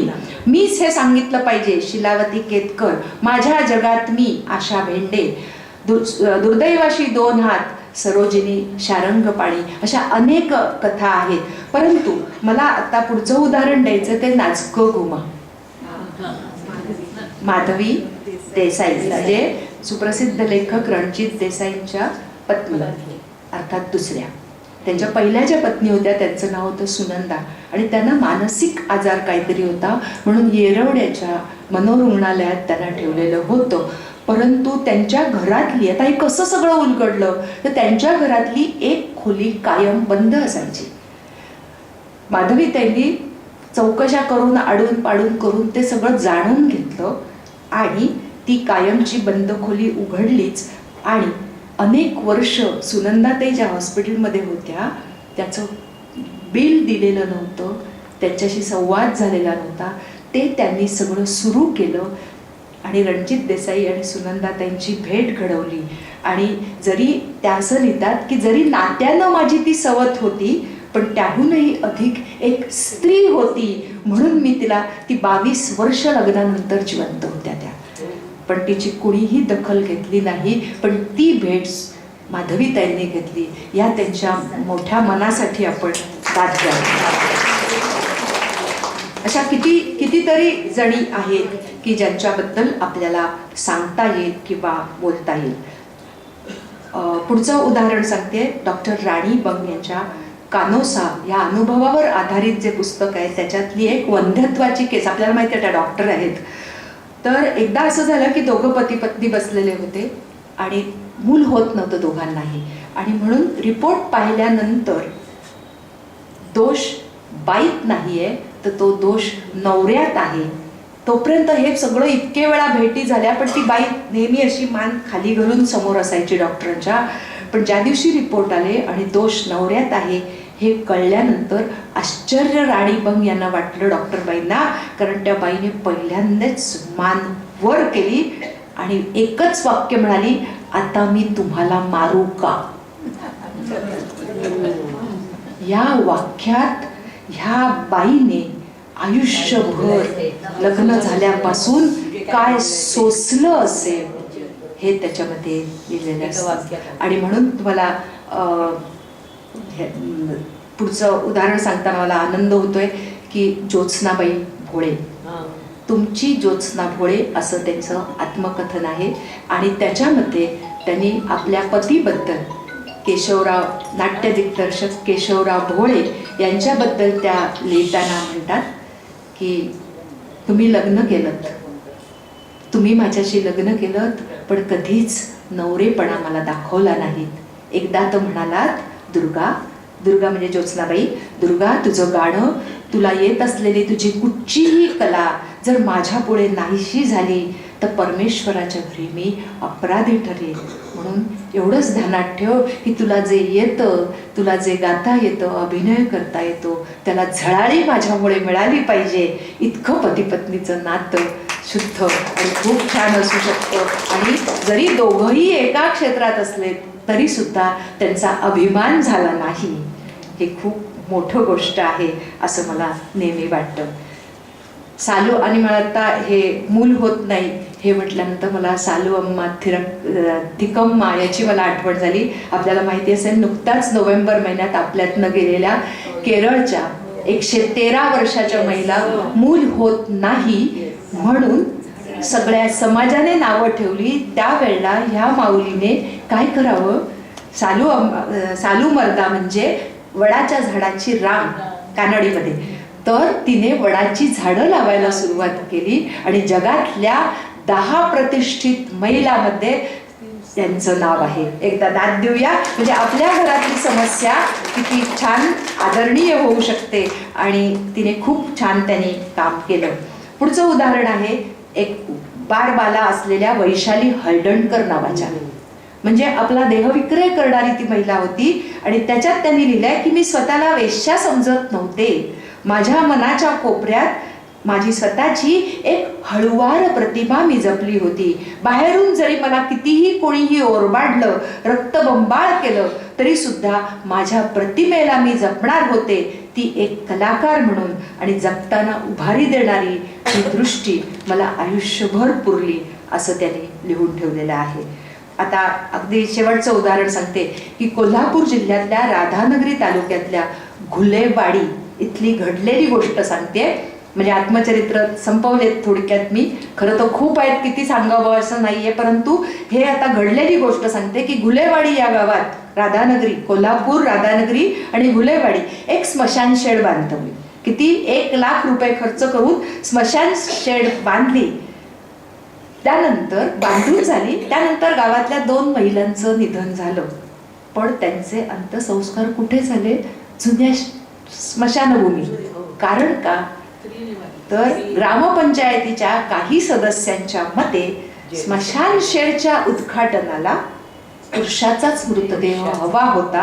आणि तुम्ही हे चेक करू शकता, 20 जुलै 2010च्या सकाळ वर्तमानपत्रात ही बातमी होती. पॉसिबल आहे. हा, पॉसिबल नाही, आलेली बातमी सांगते, तारखेसकट सांगते. चेक करायची गरज नाही. हा, आता ह्याच्यानंतर मात्र मी थोडंसं एका वेगळ्या विषयाबद्दल, कदाचित आपल्यापैकी बरेच जणींना माहिती असेल, कदाचित नसेल, एका पुस्तकाबद्दल सांगणार आहे. स्त्री भ्रूण हत्येची शोकांतिका नावाचं एक पुस्तक मॅजेस्टिक प्रकाशनाने प्रकाशित केलेलं आहे. त्याचं इंग्लिश नाव आहे डिसॅपरिंग डॉटर्स. गीता अरवामुदम ह्या ज्या पत्रकार होत्या त्यांचं हे पुस्तक आहे. आणि त्याचा अनुवाद सुनंदा अमरापूरकर म्हणजे सदाशिव त्याच्या पत्नी. आणि त्या पुस्तकाला प्रस्तावना कोणाची असेल? आज विज्ञान योग, किती समसमा संयोग, विज्ञान ज्यांनी हृदयात जपलं ते आपले राष्ट्रपती डॉक्टर APJ अब्दुल कलाम यांची प्रस्तावना या पुस्तकाला आहे. त्यातलं थोडंसं वास्तव सांगण्याचा प्रयत्न करते, खूप डायल्यूट करून सांगते. 1985 ते 90च्या सुमाराला काही गोष्टी उघड झाल्या. त्या अशा की काही जमातींमध्ये, भारतामध्ये काही जमातींमध्ये मुलगी झाली तर ती मारून टाकायची पारंपरिक प्रथा होती. आता कुठे? तर भारताच्या दक्षिण टोकाला उसिलम पट्टी इथे कल्लार नावाची एक जमात आहे. कच्छमधली जडेजा जमात, कल्लार, गोंडर, थेवार, पेरियार, पल्लार, वन्नियार ह्या सगळ्या ज्या विविध प्रकारच्या जमाती आहेत, म्हणजे ज्या पंजाब, हरियाणा याच्या भागातूनही ते लोक असतात, गुजरातमध्ये पण आहेत वगैरे वगैरे. तर त्या सगळ्या जमातींमध्ये गुजरातमध्ये सुद्धा पटेल नावाचे जमात आहे, त्यांच्यामध्ये बालिका वध केला जातो. कसा? तो त्यावेळेचं ते पुस्तक आहे की तान्ह्या मुलीला अफू पाजून जिवंतपणीच घड्यात पुरून घड्याचं तोंड लिंपायची प्रथा. आणि हा प्रसंग सणासारखा साजरा केला जाई. याला दूध पिठी, नाव काय त्याचं? दूध पिठी असं म्हटलं जातं. किंवा जन्म झाल्याबरोबर वा घरी आल्यानंतर तान्ह्या मुलीला ओल्या टर्किशच्या टॉवेलमध्ये गुंडाळून थंड पाण्यात ठेवायचा. तो अडजड जाते ऐकायला, मला कल्पना आहे, पण आपल्या पूर्वजांनी काय सोसलंय ह्याची जाणीव व्हावी म्हणून मी मनावर दगड ठेवून हे बोलते. 2-3 दिवसांनी जर ते बाळ जिवंत झालं तर डॉक्टरकडे न्यायचं. निमोनियाचं निदान होणारच आणि येताना वाटेत फेकून द्यायचं. आणि निमोनियाचं सर्टिफिकेट मिळालेलं असतंच. जन्मलेल्या पोरीच्या तोंडात थोडी दारू पाजायची आणि ती घातली की ती नक्कीच डायरिया होऊन मरते. आणि मग डायरिया झाला की सर्टिफिकेट मिळतं. सर्टिफिकेट देणारा रोग डायरिया आहे. कधी कधी आजी किंवा आई मिळून नुकत्या जन्मलेल्या मुलीला दूध पाजताना कण्हेरीच्या बियांचा विषारी रस मिसळतात.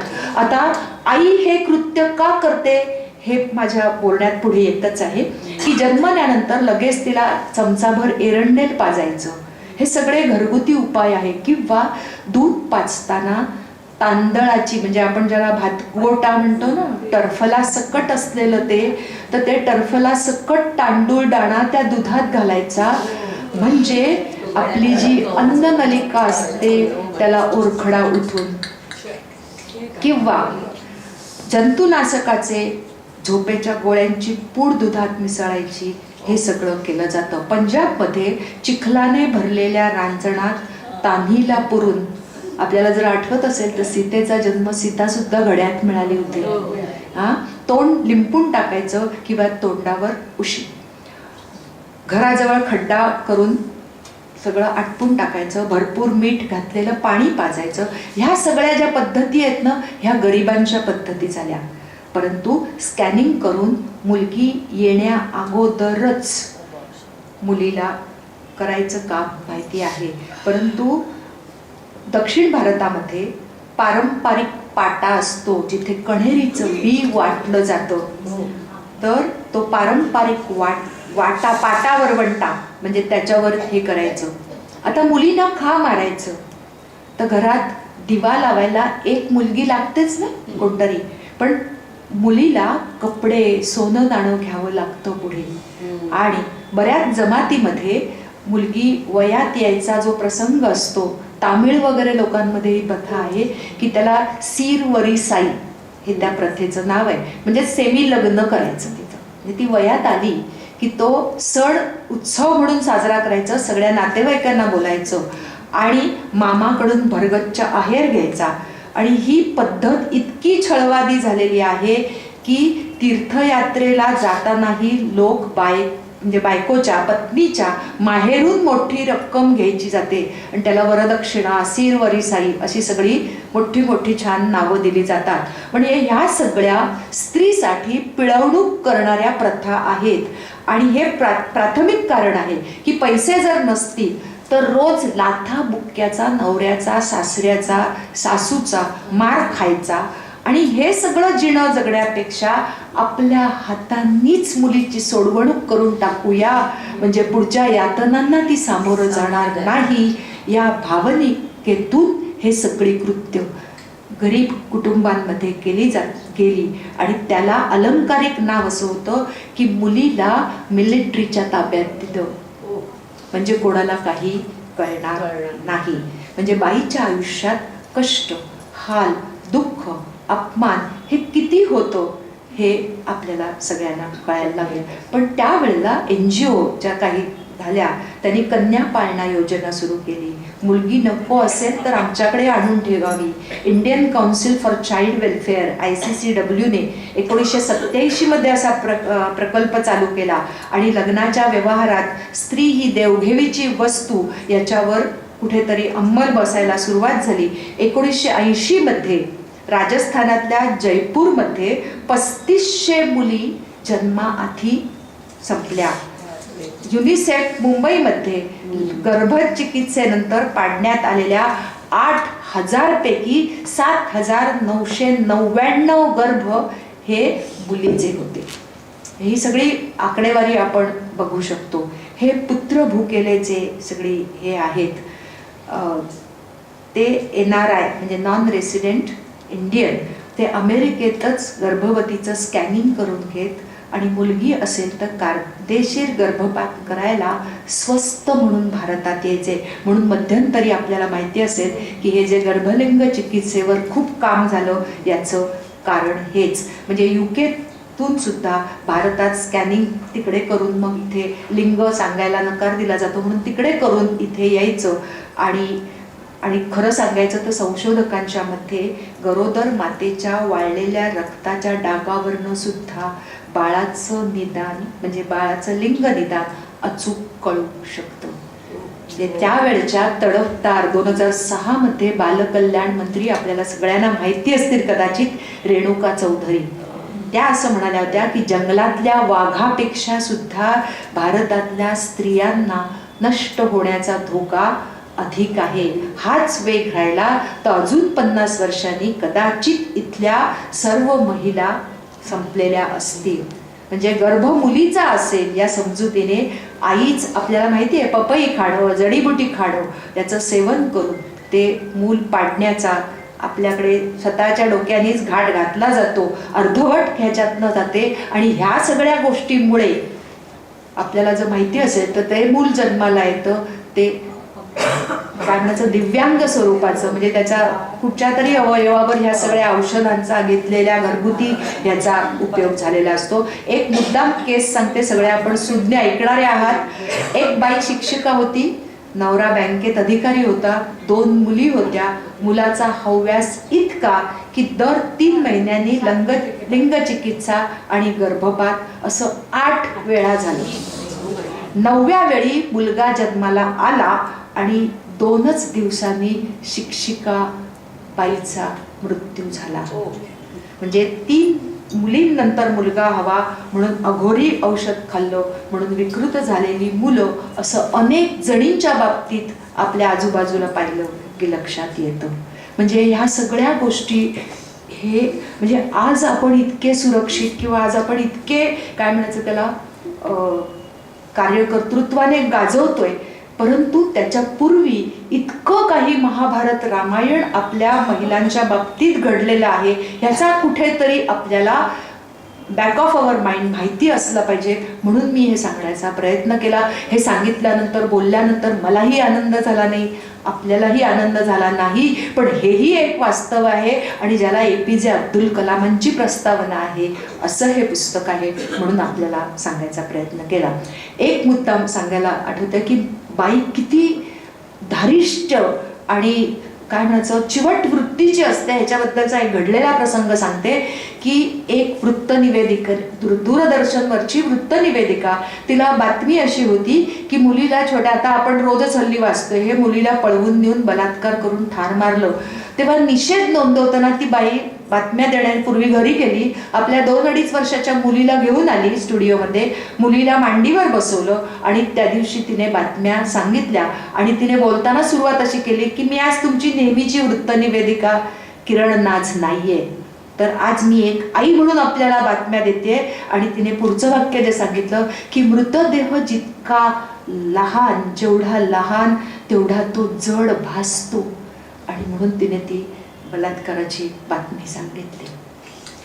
अशीच एक पुढची वृत्तनिवेदिकेची बातमी सांगते की दूरचित्रवाणीवरती निवेदिका असलेल्या सुप्रीत कौर, मूळच्या भिलईच्या, आणि त्यांचे यजमान, नुकतंच लग्न झालं होतं, हर्षद कवाडे नावाच्या मराठी माणसाशी त्यांचं लग्न झालेलं होतं.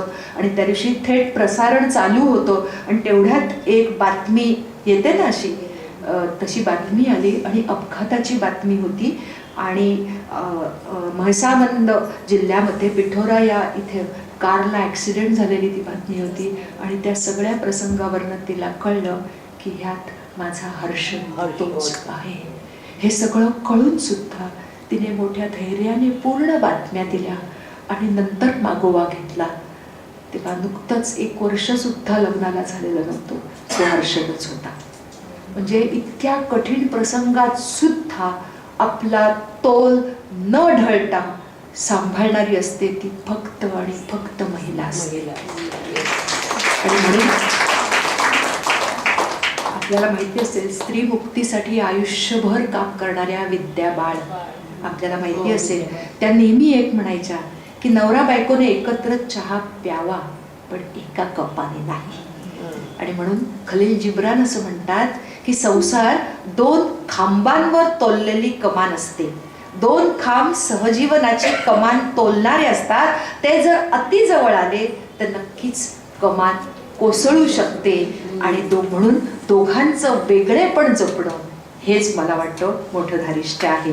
इंडोनेशियामध्ये अगदी पटापट थोडक्यात सांगते की तिथल्या शाळामध्ये अशी पद्धत आहे की त्यांच्या ठराविक दिवशी आई वडिलांना घरी शाळेमध्ये बोलवलं जातं, त्यांचे पाय धुतले जातात, मुलं पाय धुतात आणि त्यांच्याकडून सेवा म्हणजे पाय दाबून दिले जातात शाळेत हे सगळं, आणि पूजा केली जाते. आणि म्हणून सांगायला आनंद वाटतो की तिथे एकही वृद्धाश्रम नाहीये.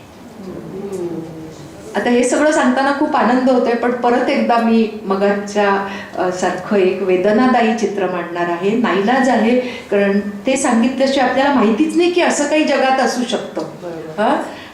डाकीण एक अमानवी प्रथा नावाचं संध्या नरे पवार म्हणजे जयंत पवार जे नाटककार होते त्यांच्या पत्नी, तर त्यांचं पुस्तक आहे. आणि त्याच्यामध्ये डाकीण किंवा चेटकीण ही जी प्रथा आहे त्याच्यावर सगळी माहिती आहे.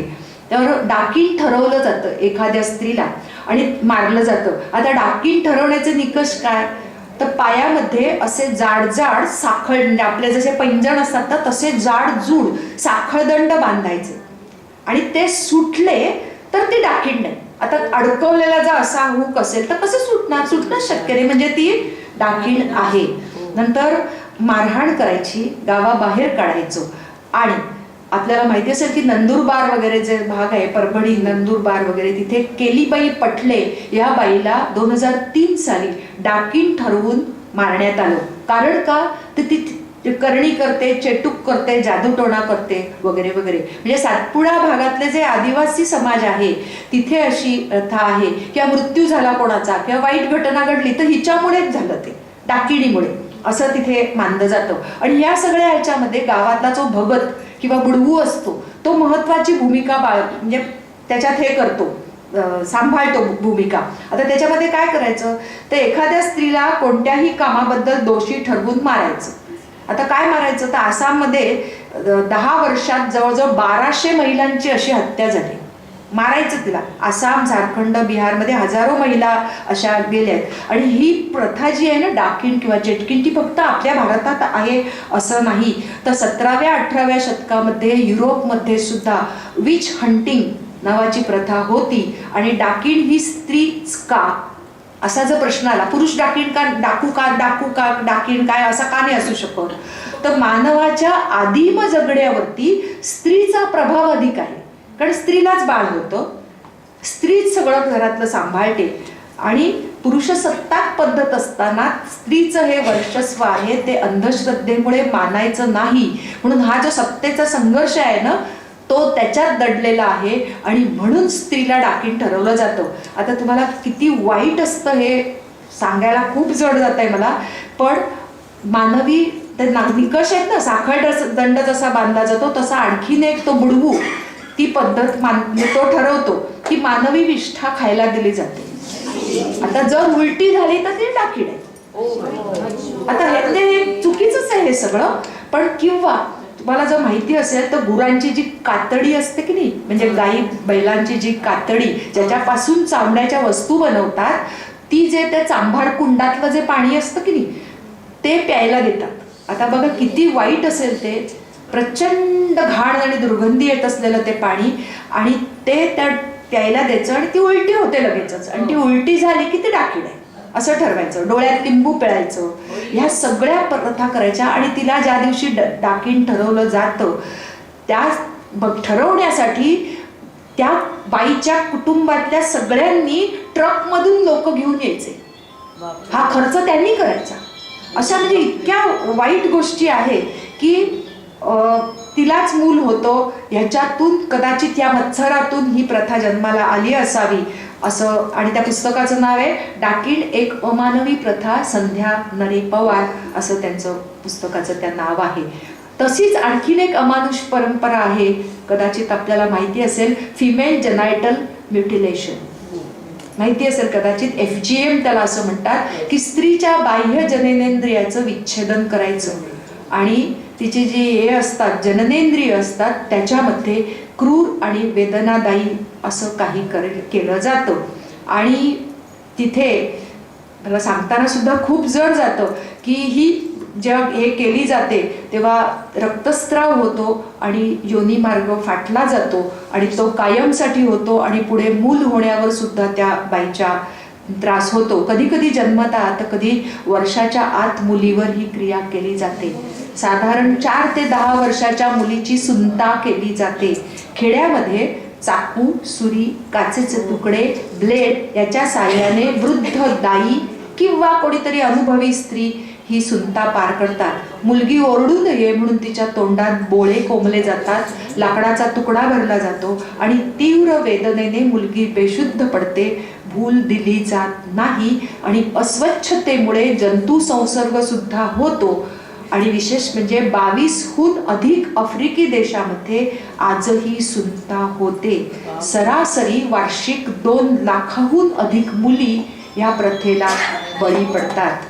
आजवर 132 लाख मुली इजिप्त, केनिया, घाना, माली, युगांडा, टांझानिया अशा अनेक राष्ट्रांमध्ये ही प्रथा चालू आहे असं WHO ह्याच्यामध्ये गेलेलं आहे.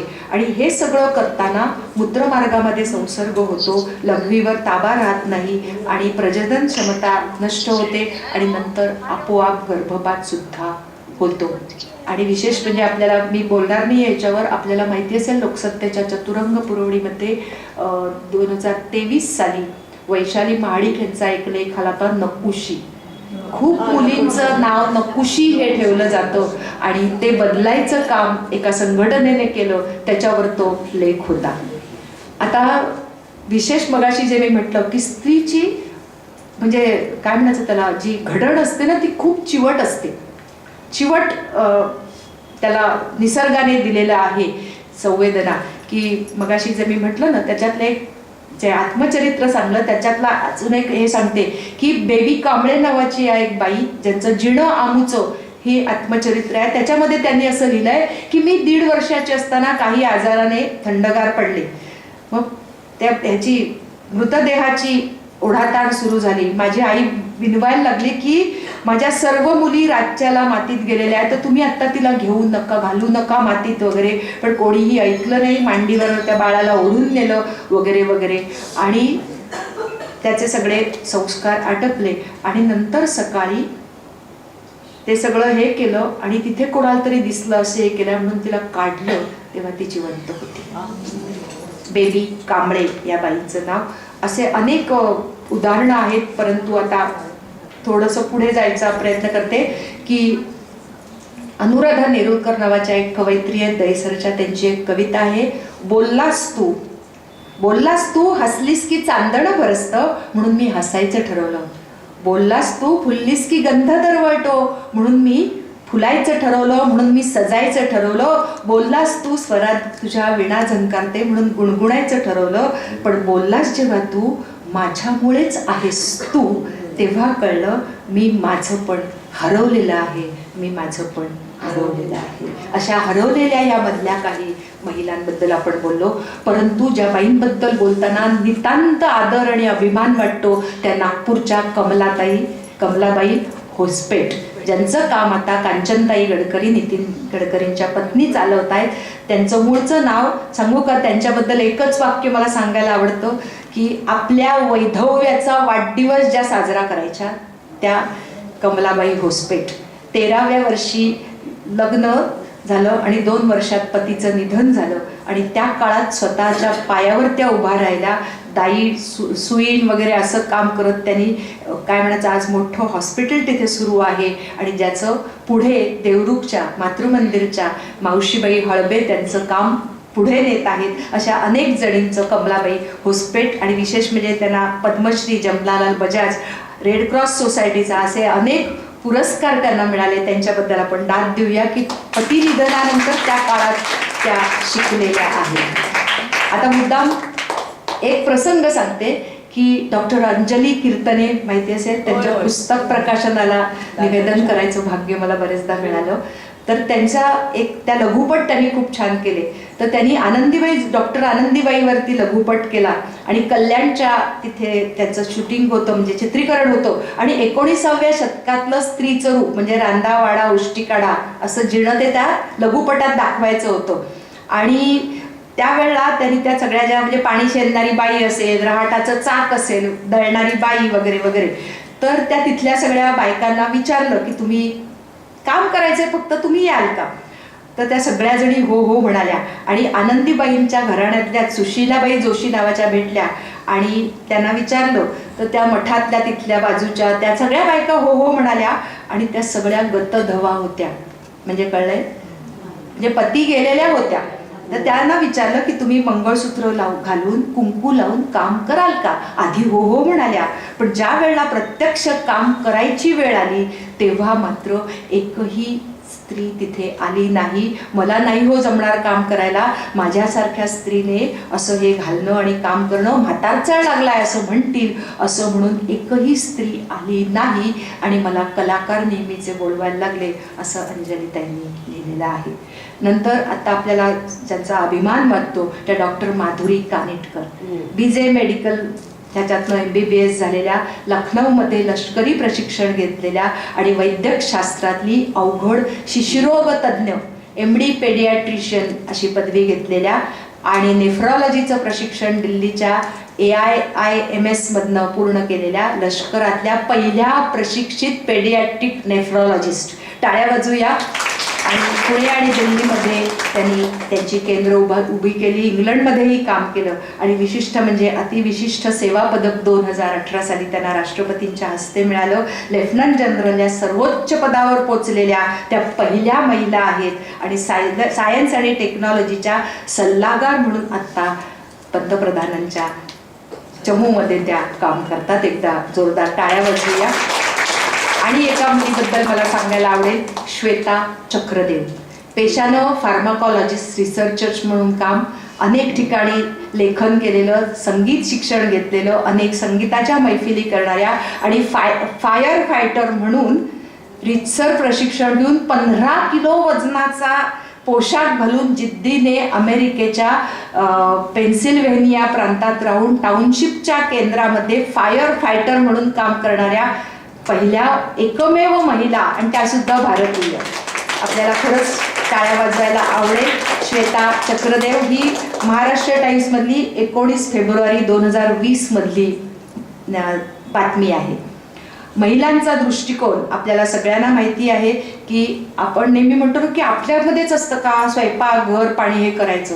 तर सुप्रसिद्ध वक्ते घळसासी त्यांनी एकदा सांगितलं होतं, विवेक घळसासी त्यांनी एकदा सांगितलं होतं की माझ्या पॅरिसमधली एक माझी उच्च शिक्षित पत्रकार मैत्रीण आहे, तिचं मला पत्र आलं होतं आणि त्या पत्राच्या शेवटी 3-4 पानं लिहिलं आणि शेवटचं वाक्य असं होतं की माझा नवरा घरी यायची वेळ झाली आहे आणि तो आला की खायची पायची त्याची सोय करायला लागेल, नाही तर तो खाखा करत राहील, तेव्हा मी माझं आता पत्र पुरं करते. म्हणजे फक्त आपल्याकडेच हा दृष्टिकोन आहे असं नाही. चीफ फायनान्शियल ऑफिसर असलेल्या सूर्य देवरा नावाच्या, आणि ह्या सगळ्यांचं माझ्याकडे फोटो पण आहे, कटिंग आहे, की दिव्या सूर्य देवरा या अमेरिकेतल्या जनरल मोटर्सच्या CFO झाल्या, मद्रास विद्यापीठातनं BCom केलेल्या. टोयोटा कारच्या मानसी टाटा किर्लोस्कर या आता आपल्या मराठी कराडे ब्राह्मण आहेत म्हणून त्यांचा आपल्याला मानसी टाटा किर्लोस्कर अभिमान वाटावा. टाळ्या वाजवूया. आणि मुद्दाम मी तुमच्या सगळ्या मंडळासाठी एक पुस्तक देणार आहे, त्याच्यामध्ये ज्या महिलेचा उल्लेख आहे, ज्या मुलाचा उल्लेख आहे आणि ज्या मला मुलगी म्हणतात त्या शारदा दाते नावाच्या महिलेचा फक्त सांगते की त्या बाई यशवंत दाते आणि शारदा दाते या दोघांचं अपत्य हे डाऊन सिंड्रोम आहे. त्याच्या नखशिखांत प्रत्येक अवयवात प्रॉब्लेम होता, परंतु सतार, व्यायाम, योगा, बॅडमिंटन, पोहणं, गाणं काय शिकवलं नाही आई वडिलांनी असं नाहीच, सगळं शिकवलं. आणि भारतातल्या एकमेव मातेला वयोश्रेष्ठ माता सन्मान मिळतो तो माझ्या आईला शारदा दाते यांना मिळाला. आणि मला अभिमान वाटतो, केवळ लिखाणातनं मी बघितलेलं नाही, परंतु माझे बाबा फक्त फोनवरनं लिहिण्याच्या उद्देशाने मी बोलत होते तेव्हा म्हणाले, शोभा तुला माहिती आहे का, आज आमच्याकडे कुठून तरी जगभरातला पुरस्कार त्या मुलाला मिळालेला आहे, 3 वेळा राष्ट्रपती पुरस्कार मिळालेला आहे. आणि विशेष म्हणजे त्याची अनेक ठिकाणी मुलाखत झालेली आहे आणि आज डाऊन सिंड्रोम असलेला एकमेव जगातला मुलगा एका इंटरनॅशनल इंजिनिअरिंग कॉलेजमध्ये असिस्टंट लायब्रेरियन म्हणून काम करतो आणि तिथल्या प्राध्यापकांना आठवण करून देतो की आत्ता तुमची लायब्ररीत बसायची वेळ झालेली आहे, तेव्हा चला. आणि त्यावेळेला त्यांच्याकडे असेच कोणीतरी पाहुणे आले होते तेव्हा त्यांनी सांगितलं, तुम्हाला माहिती आहे का आमच्या दाते कुटुंबामध्ये 4 राष्ट्रपती पुरस्कार मिळाले आहेत. त्यावेळेला त्याला 2 मिळाले होते, 2 माझ्या मुलाला, एक माझ्या पत्नीला आणि एक माझ्या मुलीला. अशी मी भाग्यवान आहे. अशी शारदा दाते, ती तुम्हाला वाचायला मिळेल, मी पुस्तक देते. त्यांचं अशा अनेक, एकमेव भारतातल्या मातेला मिळावा तो आपल्या आईला मिळावा, ह्याच्यापेक्षा आणखी भाग्य काहीच असू शकत नाही का? आता मुद्दाम पुढचं एक उदाहरण सांगणार, तुम्ही गुगलवर शोधू शकता. त्या बाईंचं नाव आहे सुंदराबाई दगडू नाईकवाडे. हा, सुंदराबाई दगडू नाईकवाडे ही बाई आहे बीडची. हा, बीडच्या तिकडे राहणारी आहे. गंमत म्हणजे त्या बाईला 4 मुलगे 4 सुना. 4 सुनांवर त्यांनी इतकं मुलीसारखं प्रेम केलं की ज्या वेळेला ह्या सुंदराबाई गेल्या त्यावेळेला ह्या 4 सुनांनी त्याला खांदा दिला. फोटो आहे गुगलवर, तुम्ही शोधू शकता.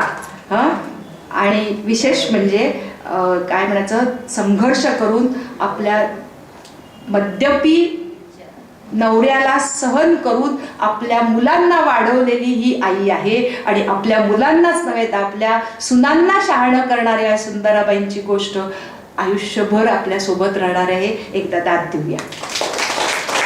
अशा किती किती सांगू हो उदाहरणं. इंदूरची एक वर्षा डोंगर नावाची एक BCom झालेली विद्यार्थिनी, जी कर्णबधीर आहे, मूकबधीर सुद्धा आहे. मिस इंडिया इंदूरची स्वच्छता दूत बनवायला कलेक्टरांनी तिचा विचार केला. ह्याच्यापेक्षा आणखीन काय मोठं असू शकतं नाही का? तृतीयपंथी गौरी सावंत असतील, किंवा ज्या शाळेत मी काल म्हटलं ना, काल मी गेले होते, त्या शाळेतल्या उपमुख्याध्यापिका असलेल्या मेजर कौस्तुभ राणेच्या मातोश्री कनिका राणेच्या, त्यांची सुनबाई, त्या शाळेमध्ये जाण्याचं भाग्य मिळालं. त्याची आई होण्याचं म्हणजे भाग्य, कौस्तुभची आई होण्याचं भाग्य ज्या बाईंना मिळालं. किंवा आपल्याला माहिती असेल, राष्ट्रीय उद्यानामध्ये डॉक्टर विनया जंगले नावाच्या एक बाई आहेत. डॉक्टर त्या आहेत काय म्हणायचं, पशुवैद्यक आहेत. त्यांचं खूप छान पुस्तक आहे, मुक्या भावना बोलक्या संवेदना, अवश्य वाचावं. त्याच्यामध्ये खूप सुंदर त्यांनी वर्णन केलेलं आहे. कचरा वेचणाऱ्या स्वच्छता दूत असतील, किंवा अनेक जणी असतील, श्वेता घोडे म्हणून ज्या गार्ड आहेत, किंवा मृत्यूनंतर वडिलांच्या आईने लेकीला अनुकंपा तत्वावर नोकरी लावून दिलेली असते. किंवा आपल्याला माहिती असेल तर रेल्वेचं इथे आत्ता उदाहरण ताईंचं, कोणत्या ताई त्याचा मुद्दाम सांगते की 8 मार्च तेव्हापासून मध्य रेल्वेतलं जे माटुंगा स्टेशन आणि नागपूर जवळचं अजनी स्टेशन, ह्या 2 स्टेशन पूर्ण महिलांच्या चमूकडे आहेत. एकदा टाळ्या वाजूया याच्यासाठी. आणि 8 मार्चला 2025 मध्ये सेवानिवृत्त झालेल्या सुरेखा यादव, येस, आशिया खंडातली पहिली महिला चालक, एकदा दाद देऊया.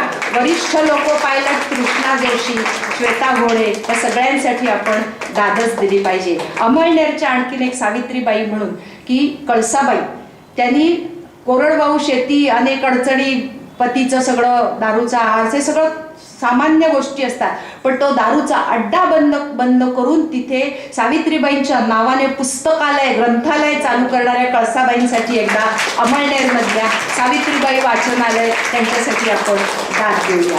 किंवा अनिशा, कलानगरी, उद्यमनगरी असलेल्या कोल्हापूरमध्ये, कोल्हापूरच्या अनिशा अशोक राजमाने यांची कल्पना चावला आंतरराष्ट्रीय शिष्यवृत्तीसाठी 14 लाख रुपयाच्या शिष्यवृत्तीसाठी निवड झालेली आहे. तेव्हा त्यांच्यासाठी एकदा दाद देऊया. अगदी छोट्या गावात असलेली आहे. किंवा अश्विनी सातप्पा पाटील, जी जेव्हा सरकारपती वीरमरण आलं त्यावेळेला गॅस एजन्सी किंवा पेट्रोल पंप द्यायचं होतं ते नाकारून शाळा उभारली आणि आज ते डिजिटल शाळा, ई-लर्निंग करणाऱ्या अश्विनी सातप्पा पाटील, त्यांच्यासाठी दाद देऊया. आणि हे सगळं जरी खरं असलं तरी सुद्धा पुरुषांचा हात सोबत असल्याशिवाय आपण पुढे जाऊ शकत नाही. एक मंगेश पाडगावकरांची कविता म्हणते, बहुतेक माहिती नसेल असं वाटतंय. कवितेचं नाव आहे संत. गप्पा मारता मारता अचानक मध्येच तो उठला आणि म्हणाला, रंग भरलाय गप्पांना, जावत नाहीये, उठवत नाही, पण उठायलाच हवं, घरी गेलंच पाहिजे, कारण स्वयंपाकाची वेळ झाली. आहा, स्वयंपाकाची वेळ? मी विचारलं त्याला. हो, तो म्हणाला, तीच तर खरी गंमत आहे, बायकोला कधीच कुठेच जाता आलं नाही. 12 महिने संसारात अडकलेली मी तिला म्हणालो, मोठी मुलगी आणि तू काश्मीरच्या प्रवासाला जाऊन या. धाकटीची 10वीची परीक्षा, घर, स्वयंपाक सगळं मी 15 दिवस रजा घेऊन सांभाळतोय. ऐकत नव्हती, पण हातात तिकीटच ठेवली आणि घालवून दिली दोघींना. थक्क होऊन मी म्हणालो, गड्या, अरे खरोखरीच तू संत आहेस. तेव्हा तो म्हणाला, अरे कुठे ते ज्ञानोबा, कुठे ते तुकोबा, कुठे त्यांची थोरवी, पण एक मात्र सांगतो, कोबीची भाजी आणि डाळीची आमटी ज्ञानोबा तुकोबांना माझ्यासारखी जमणार नाही. इथं त्यांना माझ्या पुढे हारच खावी लागेल. मी चमकून ऐकत होतो. म्हणाला, खोटं वाटतंय? मग तू घरी येऊन माझ्या विचारच धाकट्या मुलीला. अमृता प्रीतम यांची एक कविता आहे, थोडं चालेल ना? तो फक्त बोलायचा, ती फक्त ऐकायची. एक खेळ सुरू होता बोलण्याचा आणि ऐकण्याचा.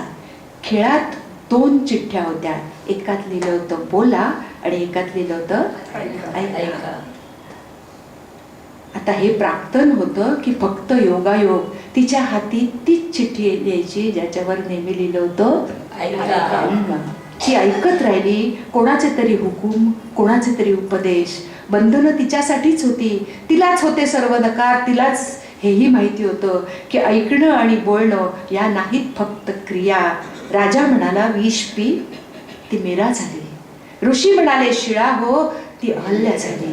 प्रभू म्हणाले, चालती हो, ती सीता झाली. चितेतून आली किंकाळी, अहो अनेक कानाने ती ऐकली, ती सीता बनली.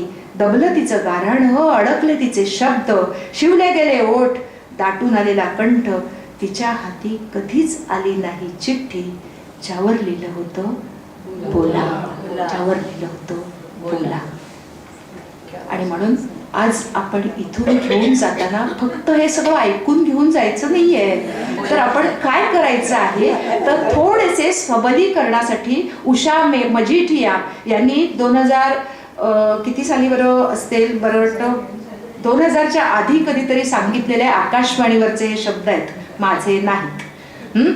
तर त्यांनी सांगितलं होतं की प्रत्येकीने स्वतःला काही प्रश्न विचारावेत. मला बाहेर जायला नेहमी सोबत लागते का? ती आली तरच मी जाईल, मी काही एकटी जाणार नाही. बँकेचे व्यवहार माझे मी करते का?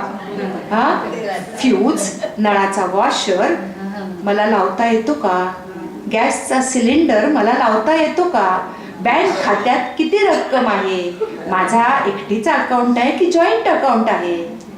बँक आणि बँकेचं पासबुक कुठे ठेवलेलं असतं हे माहिती आहे का?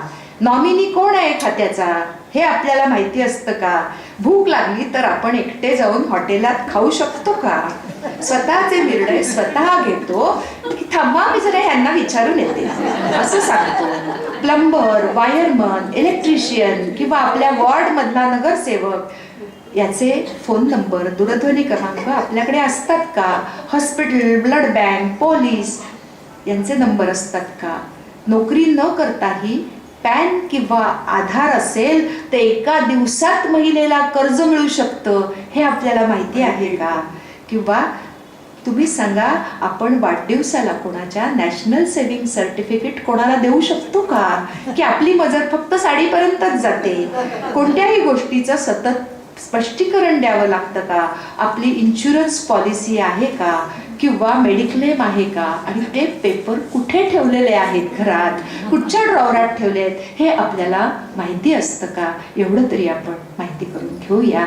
आणि म्हणूनच विश्वचषक मागच्या वर्षी आपला खेचून आणणाऱ्या आजच्या जरी असतील तरी पहिली आपली जी महिला क्रिकेटची कर्णधार ह्याच्या आधीची आपल्याला माहिती असेल, तिच्या बाबतीत मग नाव विचारते. तिला अर्जुन पुरस्कार, पद्मश्री पुरस्कारानं सन्मानित करण्यात आलं. आणि ज्या वेळेला ती तामिळ परिवारातली मुलगी आहे, 8 वर्ष शास्त्रीय नृत्याचा अभ्यास केलेला आहे, 14व्या वर्षी विश्वचषक स्पर्धेत ती सामील झाली आणि मोठी पल्लेबाज फलंदाज झाली. वन डे मध्ये 6000हून जिने अधिक धावा केल्या, पाठोपाठ 7 वेळा अर्धशतक ठोकणारी ही महिला कॅप्टन 2005 ते 17 ICC आणि ODI अशा विश्वकपाच्या फायनलमध्ये तिने सहभाग घेतला. त्या मुलीला एकदा आपल्या कॅप्टनला पत्रकाराने विचारलं, अगं तू कोणत्या क्रिकेटवीराकडे म्हणजे पुरुष क्रिकेटियरकडे बघून तुझा खेळ खेळतेस?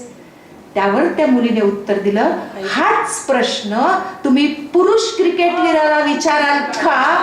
कोणत्या महिला क्रिकेटपटूकडे पाहून तू खेळतोस हा ज्या वेळेला उत्तर येईल ना तेव्हा मी माझं उत्तर देईन. असं खेळणारी आणि 2006 साली इंग्लंडमध्ये एशिया कप जिंकून देणारी कोण बरं?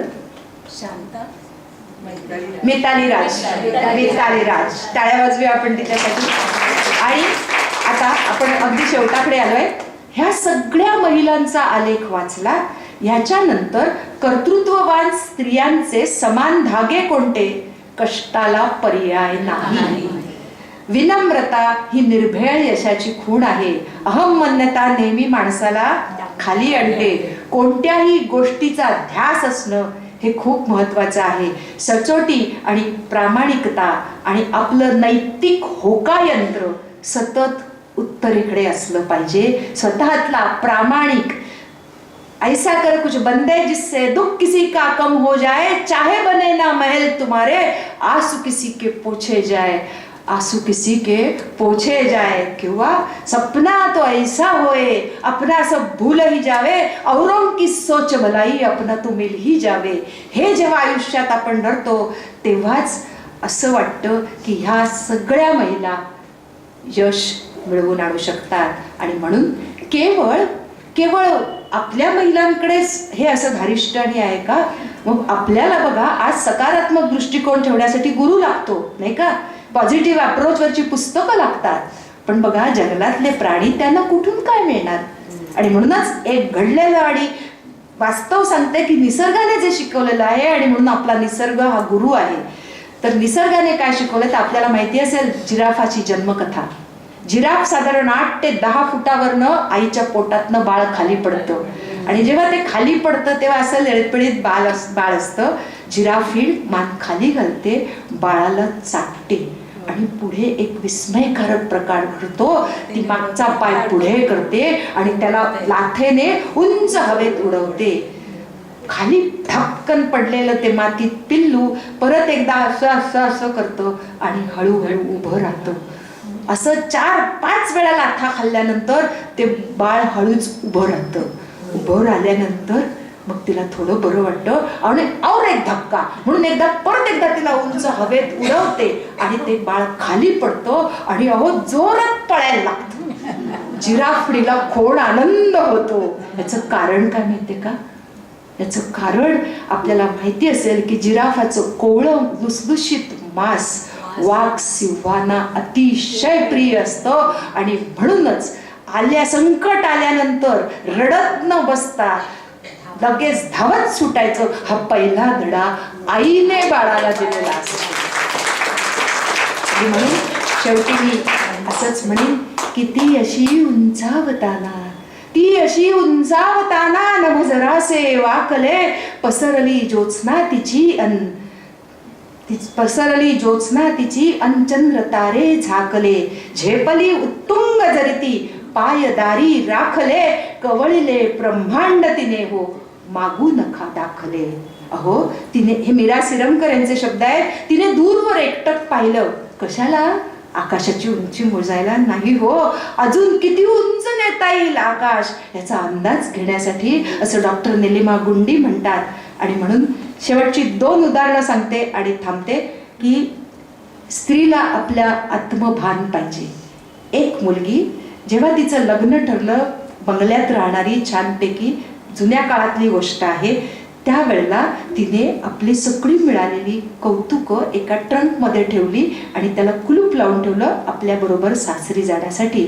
सगळे म्हणाले की सगळं नवीन सामान आहे, तेव्हा ते सगळं कळशा बिळशा द्यायची पद्धत होती ना, आता हे सगळं नवीन आहे, ही कुठे ट्रंक नेते जुनी, नेऊ नको नंतर ने. आणि ती माहेरीच पडून राहिली. आणि मग ती पत्नी आई करता करता आजी पण झाली हो. आणि ज्या वेळेला तो घरातला जुना वाडा पाडायची वेळ आली तेव्हा त्याच्यावर तिचं नाव होतं. मग ते तिला कुरिअरने पाठवलं गेलं ते. आणि ते जेव्हा आलं तेव्हा नातवंड सुना मुलगे सगळे उभे राहिले, काय आलं कुरिअरने? तर गंजलेलं कुलूप उघडलं तेव्हा आतमध्ये काय होतं, कबड्डीत राष्ट्रीय स्तरावर मिळवलेलं यश, गाण्यात आंतरशालेय बक्षीस, गणितात 100 पैकी 100% मिळालेले गुण, हस्ताक्षर स्पर्धेमधले पहिला नंबर, अभिनयात पहिला नंबर, अनेक मेडल्स, अनेक पारितोषिकं सगळी होती. परंतु ती सगळी बघितल्यानंतर नातू फक्त एकच वाक्य म्हणाला, आम्हाला वाटलं आजी तुला फक्त स्वयंपाकच करता येतो. म्हणजे आपलं आत्मभानाचं झाड आतून हिरवं ठेवलं पाहिजे, स्वतः फुललं पाहिजे. आणि म्हणूनच शेवटी एक कविता म्हणते आणि थांबते. आनंदाचा, कवितेचं नाव आहे आनंद निधान, अनुराधा नेरुरकर यांची परत ही कविता आहे. आनंदाचा ठेवा मागायला गेले होते देवाकडे, त्यानं हातात एक पेला ठेवला, दुःखाने काठोकाठ भरलेला. म्हणाला, यातला एकही थेंब न सांडता, ओठावरचं हसू न ढळवता, पृथ्वी प्रदक्षिणा केलीस की अगं आलंच तुझं आनंद निधान, असं समज तुझ्या हातात. तेव्हापासून तो प्याला घेऊन मी फिरतेच आहे, एकही थेंब न सांडता, ओठावरचं हसू न ढळवता. आता पाय थकले म्हणून प्याला परत करायला गेले आणि म्हणाले, अरे देवा, तुझ्या आज्ञेप्रमाणे प्रदक्षिणा करताना आयुष्य सरलं माझं, पण तो आनंदाचा ठेवा तो काही कधी सापडला नाही.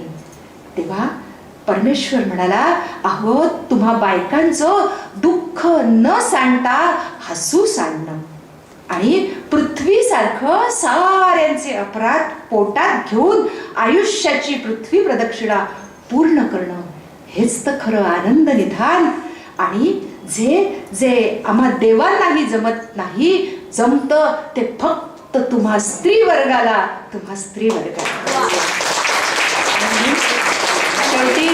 शेवटी मी एकच म्हणते, देवघरातल्या देवतेच्या नंदादीपा इतकाच देवतेच्या मुखावरचा हास्याचा नंदादीप अहो संसार सुख आणि शांतीनं उजळून टाकत असतो.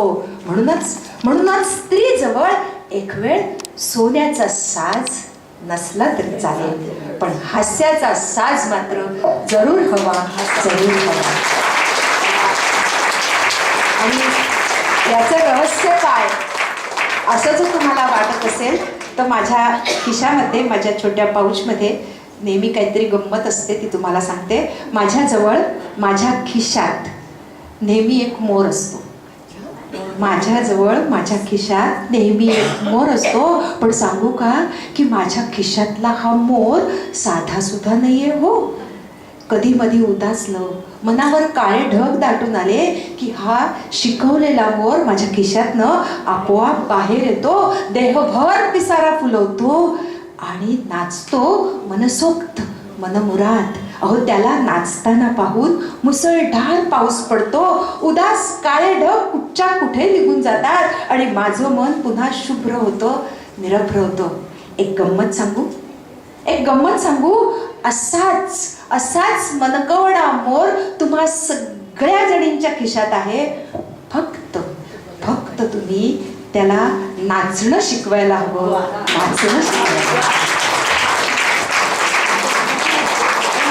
मनापासून आपल्या मैत्री महिला मंडळाचे, बीनाताईंचे आणि ह्या ताईंचे आणि सगळ्या जणींचे मनापासून आभार मानते, कृतज्ञता व्यक्त करते.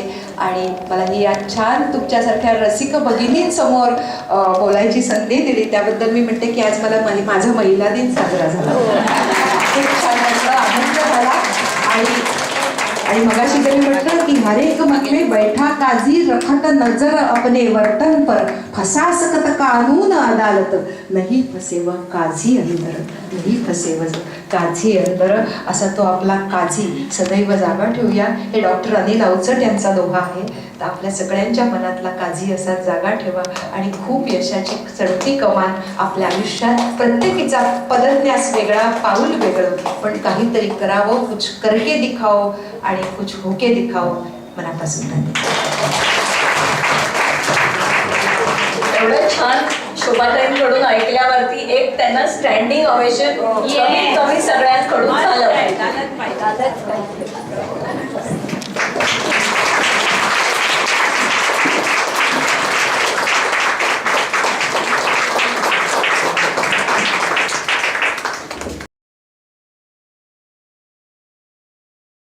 देवी भी बनता है कि तमन्नाओं की दुनिया हर कोई बसाता है, पाता वही है जो तकदीर लाता है. मी तकदीर वाली आहे याच्याबद्दल शंका आहे. आम्ही तकदीर वाले आहोत. आम्ही तकदीर वाले आहोत की आम्हाला इतकं छान. आणि म्हणून आमच्याकडून एक छोटस फूल ना, फुलाची पाकळी म्हणून एक हे ते माझ्या मुलांसाठी. तुमच्या मुलांचं खरंच शोभाताईंनी मंत्रमुग्ध केलं आपल्याला, हो की नाही सगळ्यांना. स्त्री म्हणजे आणि काय करू शकते आणि नेहमी हसत राहिलं पाहिजे ही त्यांची शिकवण आपण इथून घेऊन जाऊ. खूपच सुंदर शोभाताई, व्हेरी नाईस. आपल्या खिशातला मोर नाचत ठेवा. सगळ्यांनी लक्षात ठेवा. आज आणि एकच सांगते फक्त की आज माझ्याकडे कार्ड नाहीये कोणी मागितलं तर मी घरगुती ते थिएटर शो करते, गल्ली ते दिल्ली सगळे करते आणि सगळं मानधन सांगितलंच मगाशी मी एक मिशन म्हणून करते. जर कोणी अरेंज करू शकलात काहीही कार्यक्रम तर मी नेहमी असं म्हणते की तुमचे हात देवाचे होतात. मी आज कार्ड विसरले कारण काल सगळी संपली. मी तुम्हाला हवा तर फोन नंबर सांगते, तुम्ही लिहून घेऊ शकता. व्हॉट्सअपवरती आणि पण तुम्ही सगळ्यांनी लक्षात ठेवा, व्याख्यानं किंवा गाण्याच्या मैफिली घरगुती ते थिएटर सगळे ट्रॅकवर पण आम्ही करतो. आणि माझ्यातली एक गायिका कालच विधानसभेमध्ये मराठी दिनाला वाहून आहे. सगळ्यांनी खाली बसा. आदिती प्रभुदेसाई म्हणून ते नेहमीच असते माझ्या बरोबर. म्हणजे काय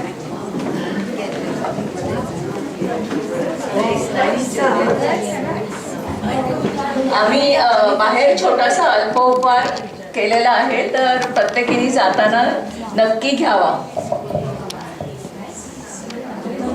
सो फ्रेंड्स, आता खूप छान